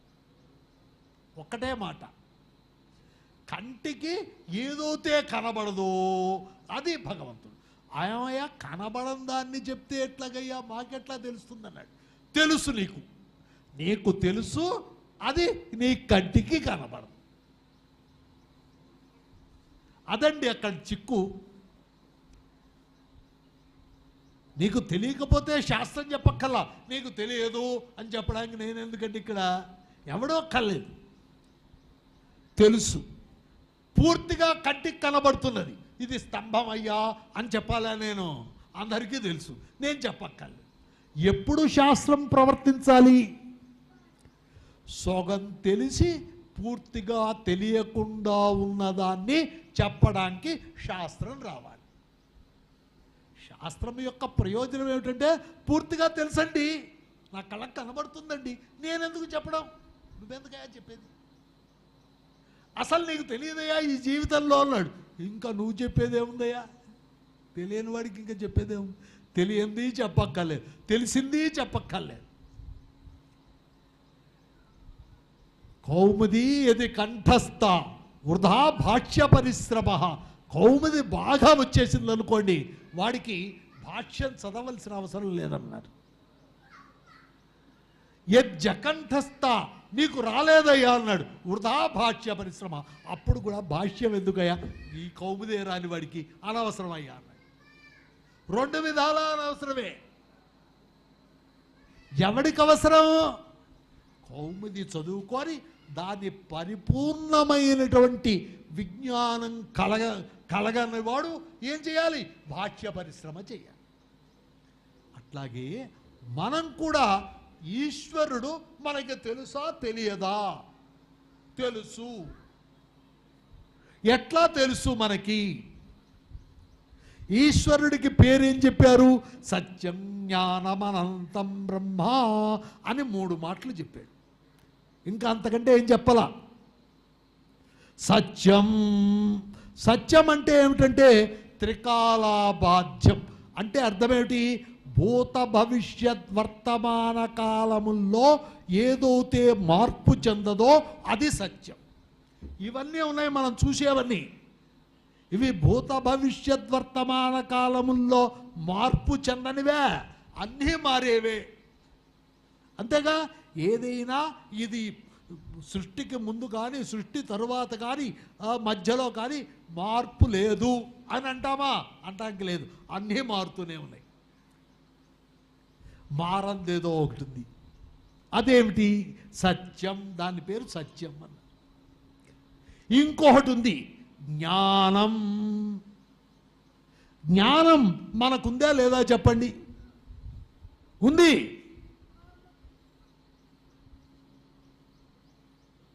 ఏదో జ్ఞానం ఉంది, అసలు జ్ఞానం లేకపోవచ్చు. జ్ఞానం లేదని ఎవడు అండుగా?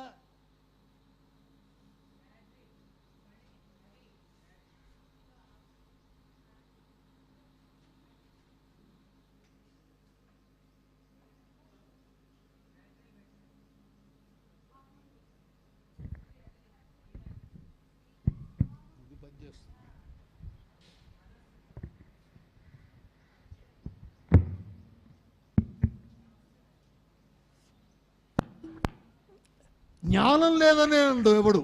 సహజంగా లోకంలో కూడా నీకేమీ జ్ఞానం లేదురా అంటే ఎవడు ఒప్పుకోడు. నీకు బాగా డబ్బు ఉందంటే ఎవడు ఒప్పుకోడు. సరస్వతి ఉందంటే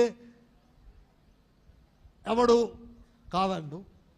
అట్లాగే సరస్వతి లేదంటే కోపం. అట్లాగే డబ్బు ఉందంటే లక్ష్మి బాగా డబ్బు ఉందిరా నీకేంట్రా కోటీశ్వరుడు అంటే వీడు ఎక్కడప్పుడు అప్పడుగుతాడు అని భయంతో వాడు ఏం చెప్తాడంటే ఏముందండి తింటానికి కూడా సరిగా అన్నీ అప్పులేనండి, అదండి ఇదండి, నేను అంత దివాలా తీశానండి, ఇక్కడ దివాలా తీశానండి అని చెప్తాడు. జనాల యొక్క స్వభావం అది. అట్లాగే జ్ఞానం అనేది మనకుంది. ఎట్లాగుంది చెప్పండి? తెలుసా? తెలియదు. ఎంత పొడుగుంది, ఎంత వెడల్పు ఉంది, తెల్లగా ఉందా, నల్లగా ఉందా, పచ్చగా ఉందా, ఇంకోటే ఏదైనా చెప్పండి దాని గురించి. చెప్పలేం. అప్రాప్య మనసా సహా, దాన్ని నోటితో ఎతో వాచో నివర్తంతే, వాగ్దేవి వెళ్ళి ఏదైనా ఉంటేగా చెప్పడానికి. అసలు లేదు పోనీ శూన్యమంటామా? మనమంతా జ్ఞానం ఉన్నవాళ్ళమే. ఆ జ్ఞానము యొక్క పరిపూర్ణమైనటువంటి రూపాన్ని తెలియజేసేదేదో అది శాస్త్రం. సత్యం జ్ఞానమనంతం బ్రహ్మ అనందిగా. అట్లాగే ఆనందం, ఆనందం మనకుందా లేదా? ఉంది. మనందరి దగ్గర ఆనందం ఉంది. ఎంతుంది చెప్పలేం. ఎట్లాగుంది చెప్పలేం. తెల్లగా ఉందా, నల్లగా ఉందా, పచ్చగా ఉందా, ఏమీ చెప్పలేం. పొడుగ్గా ఉందా, పొట్టిగా ఉందా, ఏమీ చెప్పలేం. ఆనందం మనం అనుభవించట్లేదా? అనుభవిస్తున్నాం అందరం కూడా. ఆ ఆనందాన్ని మనం చెప్పలేం. ఆ ఆనందో బ్రహ్మే దివ్యజానాత్ ఆనందాధ్యేవ ఖల్విమాని భూతాని జాయంతే ఆనందేన జాతాని జీవంతి ఆనందం ప్రయంచభిసంవిసంతి అని వేదం చెప్తున్నది. బ్రహ్మ అంటే ఎవరో కాదయ్యా, ఆ ఆనందమేనయ్యా. ఇప్పుడు మన దగ్గర ఆనందం ఉంది, జ్ఞానం ఉంది, అట్లాగే సత్యం కూడా ఉంది. సత్యం ఎట్లాగుంది? మన దగ్గర మారంది ఒకటి ఉంది. మన దగ్గర మారంది ఒకటి ఉంది. ఏమిటది? నేను అనేది మారట్ల. శరీరం మారుతున్నది. చిన్నప్పుడు ఇంతున్నావు, అప్పుడు నేను. మధ్య వయస్సు వచ్చాక ఇంత అయ్యావు, అప్పుడు నేను. ముసలాడిని అయ్యావు, అప్పుడు నేను. ఈ నేననేది మారిందా? మారలేదే. ఇది సత్యం. ఈ నేనులో మనకి గోచరించేది శరీరం అనుకున్నాం. శరీరం కాదు, శరీరం కాదు. ఇక్కడ భ్రమ మనకి. మనము ఆనంద స్వరూపులమే. ఎట్లాగంటే నా నెత్తి మీద 100 కిలోల బస్తా పెట్టాను. చాలా బరువుగా ఉంది. శ్రమ పడుతున్నాను, బాగా చెమటలు కారిపోతున్నాయి. వెళ్ళాను, ఓ చోట దించేశాను 100 కిలోల బస్తా. ఏమయ్యా ఎట్లాగుందన్నాడు. సుఖంగా ఉందన్నాడు. ఈ 100 కిలోల బస్తా ఎత్తుకోకముందు వీడికి సుఖం లేదా? దించా కొత్తగా వచ్చిందే. ఈ సుఖం అనేటువంటిది, ఈ ఆనందం అనేటువంటిది ఎప్పుడుంది?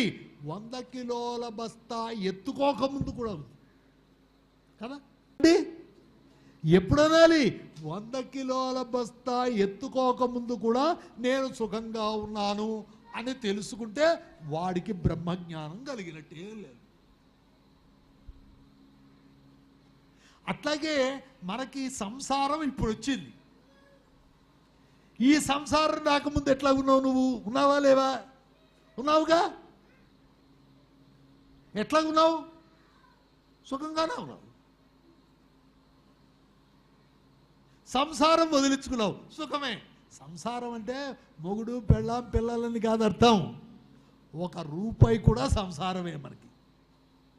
రూపాయి మీద మమకారం, దేని మీద మమకారం ఉంటే అదంతా సంసారం అండి. ఆ మమకారాన్ని వదిలేశావు, సుఖంగా ఉన్నావు, సుఖపడ్డావు. ఇదే చెప్తాడు శాస్త్రం. త్యాగే నైకే అమృతత్వ మానసు త్యాగం చెయ్యండి అయ్యా, ఎంత కుదిరితే అంత. ఎంత త్యాగం చేస్తే అంత సుఖాన్ని పొందుతాం. ఎంత రాగం పెట్టుకుంటే అది పిల్లల మీద కావచ్చు, డబ్బు మీద కావచ్చు, ఇళ్ళ మీద కావచ్చు, పెళ్ళాం మీద కావచ్చు, బా ఎవరి మీద పెట్టుకున్నా దుఃఖమే మిగులుతుంది. దాన్ని తగ్గించుకో. ఈ రాగం వల్ల ఏమేర్పడింది? కామక్రోధాలు ఏర్పడ్డాయి. అంతేగా మొదలు రాగం, ఇది నాకు కావాలి, ఇది బాగుంది అని అనుకున్నాడు. అది నాకు రాలా, దాంతో ఏమొచ్చింది? కోపం వచ్చింది, క్రోధం, దాని మీద మోహం. ఇదే ఆజ్ఞ. దాన్ని పారదోలు. లలితా సహస్రనామంలో పంచకృత్యపరాయణ అంటాడు. పంచకృత్యాలు చేస్తుంది ఆమె, 5 పనులు. ఏమిటవి? సృష్టి స్థితి లయములు, ఇవందరికీ తెలుసు.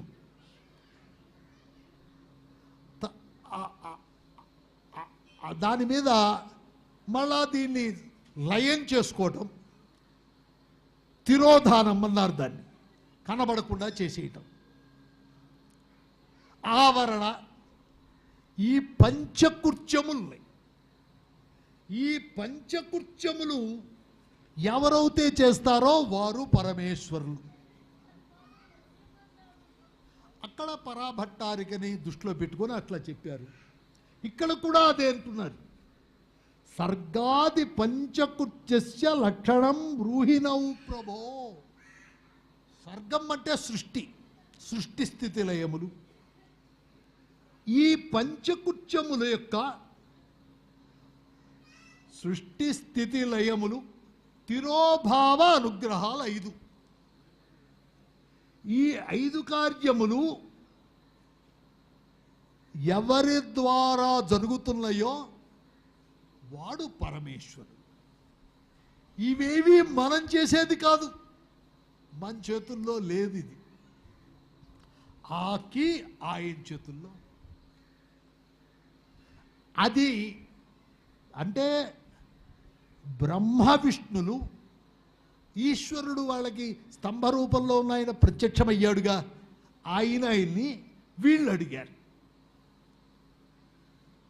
అయ్యా ఆ పంచకృత్యాలు ఏమిటో నాకు తెలియజేయంటే ఈశ్వరుడు స్వయంగా బ్రహ్మ విష్ణువులకి చెప్తున్నాడు. ఇది పంచకృత్యాలు ఏమిటి? సృష్టి స్థితి సంహార, తిరోభావోప్యనుగ్రహ, పంచైవ మే జగత్కృత్యం నిత్యం సిద్ధం అజాచ్యుతౌ. ఓ బ్రహ్మ విష్ణులారా వినండియా, పంచైవ మే జగత్కృత్యం, ఈ లోకమంతటికి ఈ పంచకృత్యాలతోటే నిత్యం పుట్టక లేకుండా చేయటం. ఇవి 5 పనులు. సృష్టి స్థితి లయములు. అట్లాగే తిరోభావం అంటే ఈ ప్రాణ ఉత్క్రమణ, అది ఏ రోజు జరుగుతుందో మనం చెప్పలేం. అనుగ్రహం అంటే మళ్ళా జీవి అంటే శరీరములో ప్రవేశించకుండా ఉంటాం. ఈ 5 ఆయన చేస్తారు. ఆయన స్వంతం కాదు, మళ్ళా ఈశ్వరుడు సృష్టి చేశాడండి, తను కావాలని చేయలే. మళ్ళా తను కావాలని చేస్తే ఈ సృష్టి అంతా ఎట్లాగుందండి, మనకి విషమంగా ఉంది, సమంగా లేదుగా. ఒకడు నల్లగా ఉన్నాడు, ఓడు పొడుగ్గా ఉన్నాడు, ఓడు ఇంకోటిగా ఉన్నాడు, ఓడు దరిద్రుడు, ఓడు ఐశ్వర్యవంతుడు. ఇవన్నీ తేడాలు మనకు కనబడుతున్నాయి. ఓడు పక్షి, ఓడు పశువు. ఏమిటి ఈ తేడా ఎందుకండి? ఆయన సర్వసముడు కదా ఈశ్వరుడు అంటే. ఈశ్వరుడు సర్వసముడైనప్పుడు అన్నీ ఒకే లెవెల్లో పెట్టాలిగా. పెట్టలేదంటే ఆయనకు కూడా మనలాగా రాగద్వేషాలై వీడిని ఇట్లా పుట్టించాలి, వాడిని అట్లా పుట్టించాలి, దీన్ని జంతువులుగా పుట్టించాలి, దీన్ని ఇంకో విధంగా పుట్టించాలి అని అనుకున్నాడు. అనాలిగా అంటే ఆయన ఈశ్వరత్వం పోతుందిగా. ఆయన శివుడు ఎందుకు అవుతాడండి? కాడుగా. ఆయనకేం సంబంధం. ఇందాక చెప్పినట్టు జడ్జి గారు ఒకడికి 10 నెలలు జైలు శిక్ష వేశాడు, ఒకడికి 5 నెలలు వేశాడు, ఒకడికి జీవితాంతం వేశాడు, ఒకడికి ఇంక ఊరి శిక్ష వేశాడు. ఎందుకు వేశాడు? ఆయన ఇష్టమా? వాడు చేసిన తప్పుకి తగ్గటువంటి ఫలితాన్నిచ్చే అధికారం తప్పితే వాడు చెప్తాడు జడ్జి గారు ఏమని, ఇగో ఫలానా సెక్షన్, ఈ సెక్షన్ ప్రకారం ఈ తప్పు చేసిన వాడికి ఈ శిక్ష విధించాలి అనుంది రూల్. ఆ ప్రకారం నేను చేశాను. అట్లాగే జీవుల్ని ఉత్పత్తి చేసేటప్పుడు ఈశ్వరుడికి స్వతంత్రత లేదు. వీడిని మనిషిగా పుట్టిస్తాం, వీడిని పశువుగా పుట్టిస్తాం, వీడిని పక్షిగా పుట్టిస్తాం అనేం లేదు ఆయనకి. వీడి బ్యాక్గ్రౌండ్ ఉంది, అది దాని ప్రకారం వీడికి ఈ జన్మ, వీడికి ఈ జన్మ, వీడికి అన్ని నిర్ణయిస్తాడు. అట్లాగే ఒకడిని పుడుతూనే ఐశ్వర్యవంతుడిని చేస్తాడు, ఒకడిని పుడుతూనే దరిద్రుడిని చేస్తాడు, ఒకడికి మధ్యలో దారిద్ర్యం వస్తుంది. ఏదో రకరకాల విచిత్రములైనటువంటి ఏర్పాట్లన్నీ జరుగుతాయి. వీటన్నింటికీ కారణం దేవుడు కాదు. మనం అంటాం ఏదైనా దుఃఖం వస్తే దేవుడిచ్చాడు, ఆయనకి నా మీద దయ్యలే. ఆయన ఏం చేస్తాడండి? ఆయనకే సంబంధం అండి, ఏమీ లేదు. ఆయన మీద పడిపోతాం అనవసరంగా. మన ప్రారంధం ఉందండి. అరే నా ప్రారంధం వల్ల ఇది వచ్చిందనుకోవాలి, కానీ ఈశ్వరుణ్ణి నిందించడం ఏమిటండి? ఆయనకేమీ సంబంధం లేదు. మనమే ఎప్పుడూ కూడా చెప్తారు, ప్రత్యహం ప్రత్యవేక్షేత నరః చారిత్రమాత్మనః. తన యొక్క చరిత్రని తను రోజు క్యాలిక్యులేషన్ చేసుకోవాలి.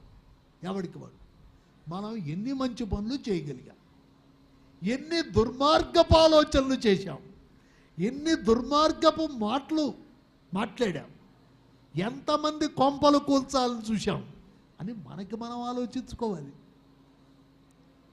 అంతేకాని ఆయన ఏం చేస్తాడండి? ప్రత్యహం పర్యవేక్షేత.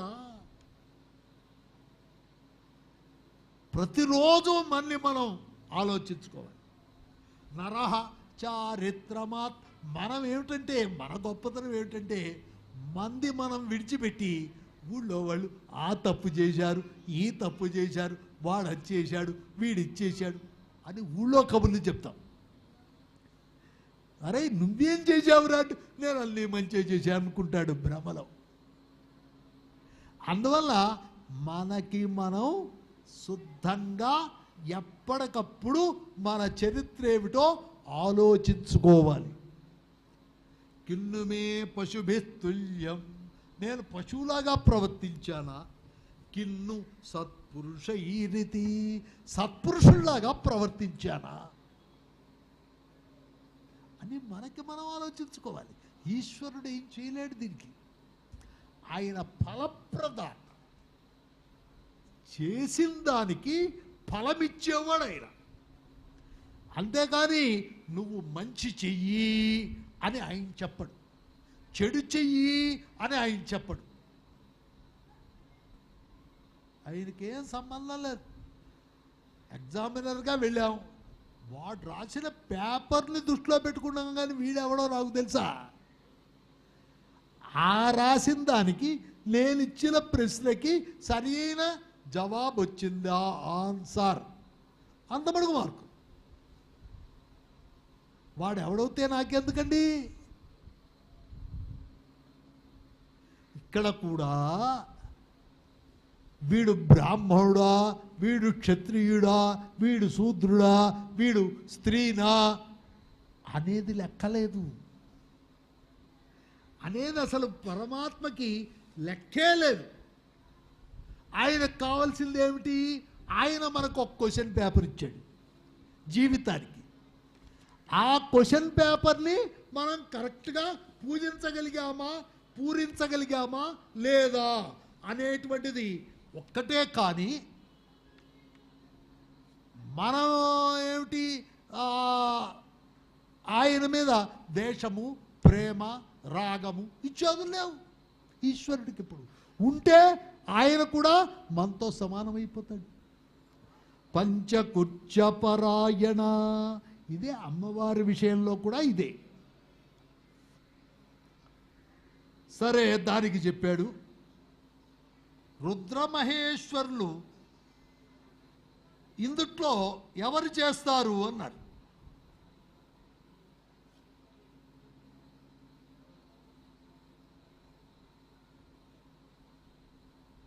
భూమిలో సృష్టి కార్యక్రమం జరిపించండి అయ్యా. ఈ పంచకుర్చాల్లో పంచమహాభూతాలు ఉన్నాయి. పృథివ్యప్తేజో వాయువు ఆకాశములు. సరే, ఈ పంచకుర్చాలు మీరు ప్రదర్శింపజేయండి అయ్యా. భూమి యందు సృష్టి, భూమిలో సృష్టి కార్యక్రమాన్ని పెట్టాడు. దాని ద్వారా నీటి యందు స్థితి ఉండేటువంటి స్థితి, సృష్టి స్థితి లయములున్నాయిగా. అగ్నిలో సంహార శక్తిని పెట్టాడు, అన్నింటినీ తగలబెడుతుందిగా. వాయువు యందు తిరోభావం అంటే కొట్టేయటం, వాయువు పోతేనేగా, ఆ ప్రాణం పోతేనేగా పోయినట్టు, తిరోభావం అదేగా మరణం. అందువల్ల వాయువు యందు పెట్టాడు. ఆకాశమందు అనుగ్రహ శక్తిని పెట్టాడు. 5 కుర్చాలు ఉన్నారు కదా, ఈ 5 కుర్చాల్ని 5 భూతాల్లోనూ ఆయన నిలిపాడు ఈశ్వరుడు. ఆయన స్వయంగా రంగంలోకి దిగడం మనకు కనబడేటువంటి పృథివ్యప్తేజో వాయువాకాశములు అంతేగా. ఈ 5 యందు 5 శక్తుల్ని పెట్టాడు. ఈ 5 5 సారాల్ని తీశాడు మహానుభావుడు. అదే శివ పంచాక్షరి అన్నారు. ఆ 5 తీసినటువంటి 5 అక్షరముల యొక్క పంచకుర్చమిదమ్మోఢం మమాప్తి ముఖ పంచకం. ఈ పంచకుర్చాలు చేసేటువంటి శక్తి సంపన్నుడు ఒక్క ఈశ్వరుడు కాబట్టి ఆయనకి పంచముఖం, 5 ముఖాలు పెట్టారు ఉన్నాయి. చతుర్దిక్షు చతుర్వ్యక్తం తన్మే మధ్యం తన్మధ్యే పంచమం ముఖం. 5 ముఖాలంటే రావణాసుడికి ఉన్నట్టుగా ఇట్లా వరుసగా ఉండవు. రావణాసురుడు ముఖాలు ఎట్లా ఉంటాయండి? ఇట్లా తలపెట్టి ఉంటాయి, ఒకదానికోటి అతికి ఉంటాయి. అట్లాగుండవు. ఈశ్వరుడికి పంచముఖాలు ఉంటే ఎట్లాగూ 5 వరుసగా ఉంటాయి. ఇప్పుడు ఫోటోలని ఆంజనేయ స్వామికి కానీ ఇంకోళ్ళకి కానీ వీళ్ళందరికీ కూడా పంచముఖాలు అంటే వరుసగా పెడుతూ ఉంటారు. అట్లా కాదండి ఈశ్వరుడిది. 4 దిక్కుల యందు 4 ముఖాలు, ఊర్ధ్వం 1 ముఖం. అది ఈశ్వరుడు యొక్క పంచముఖత్వం. బట్టి రావణాసురుడిలాగా ఉంటుందని కాదర్థం. సరే, ఆ చతుర్దిక్షు చతుర్వక్తం తన్మధ్యే పంచమం ముఖం. ఈ మధ్యలో 5వ ముఖం పైకి ఉంటుంది, ఊర్ధ్వముఖం. యువాభ్యాం తపసా లబ్ధం ఏతత్కుర్చన్వయం సుతౌ. అయ్యా, మీకు తపస్సు చేశారు కాబట్టి మీకు రెండు శక్తుల్ని మీకు ఇస్తున్నారు. 2 కార్యాలని మీరు నిర్వహించవచ్చు అన్నాడు. అట్లాగే మిగతా కార్యక్రమాలు 2 కూడా రుద్ర మహేశ్వరులు 2 కార్యక్రమాలు చేస్తారు. రుద్రుడెవరు, మహేశ్వరుడెవరు చెప్తాను వివరం. 5వది అనుగ్రహం అనేటువంటి కృత్యము నేనే చేస్తాను. ఈయన శివుడే. రుద్రుడు మహేశ్వరుడు మన దృష్టిలో శివుడు. సదా ఈయన శివుడే, ఇంకోడు మహేశ్వరుడు, ఆయన శివుడే. 3 కార్యక్రమాలు ఈయనవి, 2 కార్యక్రమాలు బ్రహ్మ విష్ణువులకి ఇచ్చాడు. బ్రహ్మగారు సృష్టి చేసేటువంటి అధికారం, విష్ణువుకి స్థితి అంటే పోషించే అధికారం ఆయనకి ఇచ్చాడు. మిగతా 3 తన చేతుల్లో పెట్టుకున్నాడు. తనే రుద్రుడెవరు, అట్లాగే సదాశివుడు, శివుడెవరు, సదాశివుడెవరు అనేటువంటివి మనం విచారించాలి. రుద్ర మహేశాభ్యాం విస్మృతం కర్మ తాదృశం. రుద్రుడు, మహేశ్వరుడు, సదాశివుడు. సదాశివ పర్యంకా పంచకుచ్చపరాయణ పంచప్రేతాసనాసీనా అని మనకి లలితా సహస్రనామం ఉందే, అవన్నీ అన్వయించుకోవాలి ఇక్కడికి. ఆమె పంచప్రేతాసనాసీన. ప్రేతలంటే ఏమిటండి?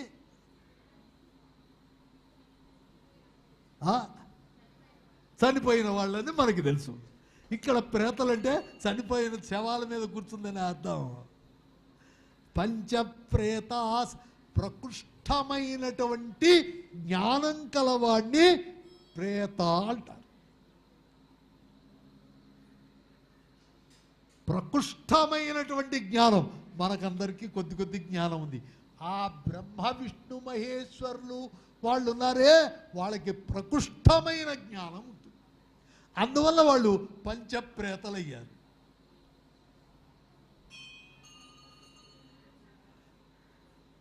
అమ్మా నాన్న కూడా ప్రేత అంటారు చచ్చిపోయాక. ఎందువల్ల? ఈ శరీర సంబంధం లేదుగా, అందువల్ల వీళ్ళు కూడా ప్రేత అన్నారు. అంతేగాని చచ్చిపోయిన వాడని కాదు అర్థం. మనకి లోకంలో ఒక విధంగా ప్రచారంలో ఉన్నాయి, అవే తెలుస్తాయి జనాలకి. పంచప్రేతాసన అవేమిటి? పంచప్రేతలంటే బ్రహ్మ ఒక్కోడు, విష్ణు ఒక్కోడు, రుద్రుడు ఒక్కోడు, శివుడు ఒక్కోడు, మహేశ్వరుడు. దాని మీద సదాశివ పర్యంక, సదాశివుడనే ఆయన ఉన్నాడు. మన కోళ్ళుంటే సరిపోలేదుగా, బల్లుండాలిగా. సదాశివుడు ఆయన యొక్క పర్యంక ముందు ఉన్నది ఆమె తల్లి. అదేగా ఈశ్వరుడు మీద కూర్చున్నట్టు మనకి చూపిస్తూ ఉంటారు ఫోటోల్లో అక్కడ. ఇవి దాని యొక్క అర్థం అన్నమాట. అక్కడ ఉండి ఈ నలుగురి చేత ఈ పనులు చేయిస్తాడు వాడు. అది శక్తి, పురుషుడా, ఇలాగ నపుంసకుడా, అసలు ఈ విచారణ అక్కర్లేదండి. ఏ రూపం లేదు వాళ్ళకి. ఏదో మనం మనస్సులో ఎట్లా, మనకి ఈ చూసే జనాలను చూస్తున్నాం కదా, ఇట్లా గుండాలని మనకి తృప్తి. అందువల్ల వాళ్ళకి ఏదో మొగ ఆకారం, ఆడ ఆకారం, ఏదో ఒక ఆకారాన్ని వేసుకోకపోతే మన మనస్సు నిలవదు. కాబట్టి ఆ ఆకారం కానీ అసలు ఏమీ లేదు. తల్లికేముందండి? పుంరూపం వా ధ్యాయేత్, స్త్రీ రూపం వా అంటాడు. మగవాడిగా ధ్యానం చేస్తా, చెయ్యి. అసలు ఏం దాని మీద ఏం చేస్తే ఏమిటండి? స్త్రీ రూపం వా, నీ మనస్సు స్త్రీ రూపం మీద అట్లాగే ధ్యానం చేయవయ్యా. నీకు ఎట్లా తోస్తే ఎట్లా చెయ్యి, మాకేం ఇబ్బంది లేదు. ఉన్నది అది శక్తి. ఆ శక్తిని పట్టుకో. ఈ నలుగురు కూడా అంటే బ్రహ్మ సృష్టి, విష్ణువు స్థితి, రుద్రుడు లయం.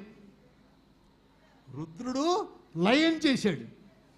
ఇకపోతే పంచకృత్యాలు కదా, 3 వచ్చేసినాయి. ఈ 3 తెలుసు మనకి. మిగతా 2 ఏమిటి? తిరోభావ అనుగ్రహాలు. ఈ తిరోభావం అనేటువంటిది కూడా రుద్రుడు, మహేశ్వరుడు. మహేశ్వరుడు ఆయన యొక్క అనుగ్రహం కలిగితే తిరోభావం చేస్తాడు. ఆ తర్వాత సదాశివుడు ఉందే, ఆయన అనుగ్రహం చేస్తాడు. అనుగ్రహం చేశాడంటే ముక్తినిస్తాడు సదాశివుడు. ఆయన పేరులోనే మనం వేరే ఆలోచించక్కర్లేదు. దేశంలో ఎక్కడైనా సదా బ్రహ్మ సదా విష్ణు ఉన్నారా? సదా అనే పదానికి అర్థం ఏమిటండి? ఎప్పుడు, ఆల్వేస్ అని కదా. వీళ్ళంటే వీళ్ళిద్దరూ కాదనేగా అర్థం. బ్రహ్మగారు కానీ విష్ణువు కానీ సదా లేదు వీళ్ళకి. ఏదో ఆయన పదవి ఇచ్చిన నాళ్ళు కూర్చున్నారు అంతేగా. ఎప్పుడూ శివంగా ఉండేవాడెవడు? సదాశివుడు. ఆ సదాశివ స్వరూపాన్ని పొందింపజేసేదే మనకి శివపురాణం అనేది తెలుస్తున్నది దీని ద్వారా. ఈ విధంగా చాలా ఉన్నాయి చెప్పుకోదగ్గవి. నిదానంగా మనం దీంట్లోంచే పంచాక్షరి అనేటువంటిది ఏర్పడుతుంది 5 ముఖాల్లోంచి. అది కూడా మనం సమయాన్ని బట్టి మెల్లిగా చెప్పుకుంటూ ఉంటాం. సమయం ఎంతైనా సరే గంగా జలం లవ కణికా పీత, ఒక్క బొట్టు, ఒక్క చిన్న ముక్క మన మనస్సుకి పట్టిన మనం తరించినట్టే. హరయే నమః హరయే నమః హరయే నమః. అస్తే ప్రజాభ్య పరిపాలయంతాం న్యాయేన మార్గేణ మహిం మహిషా గోబ్రాహ్మణేభ్య సోమస్సు లోకాస్తమస్తా సుఖినో భవంతు. కాలే వర్షద్పర్జన్య పృథ్వీశాలి ద్వేషో ఇంద్రోభరితో బ్రాహ్మణా సంతృభ్యా అపుత్రా పుత్రిన సంతు పౌత్ర అధనా సధనా సంతు జీవంతు శరదాం శతం. విష్ణుర్విష్ణు విష్ణవే నమః విష్ణవే నమః.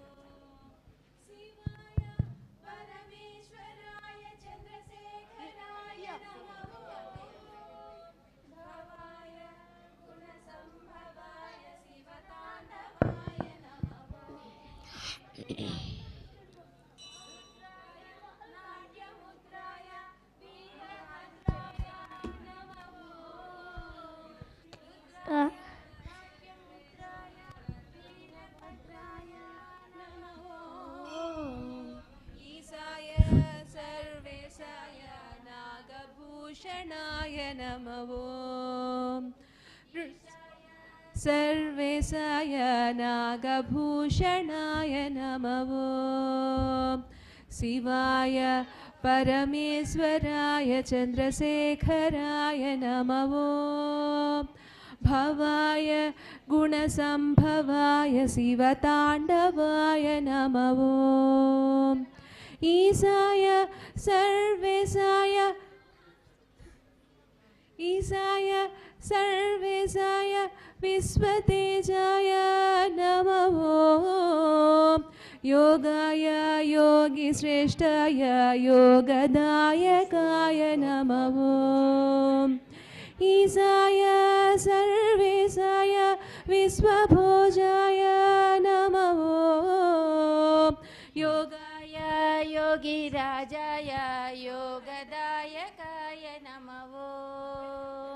शिवाय परमेश्वराय चन्द्रशेखराय नमः।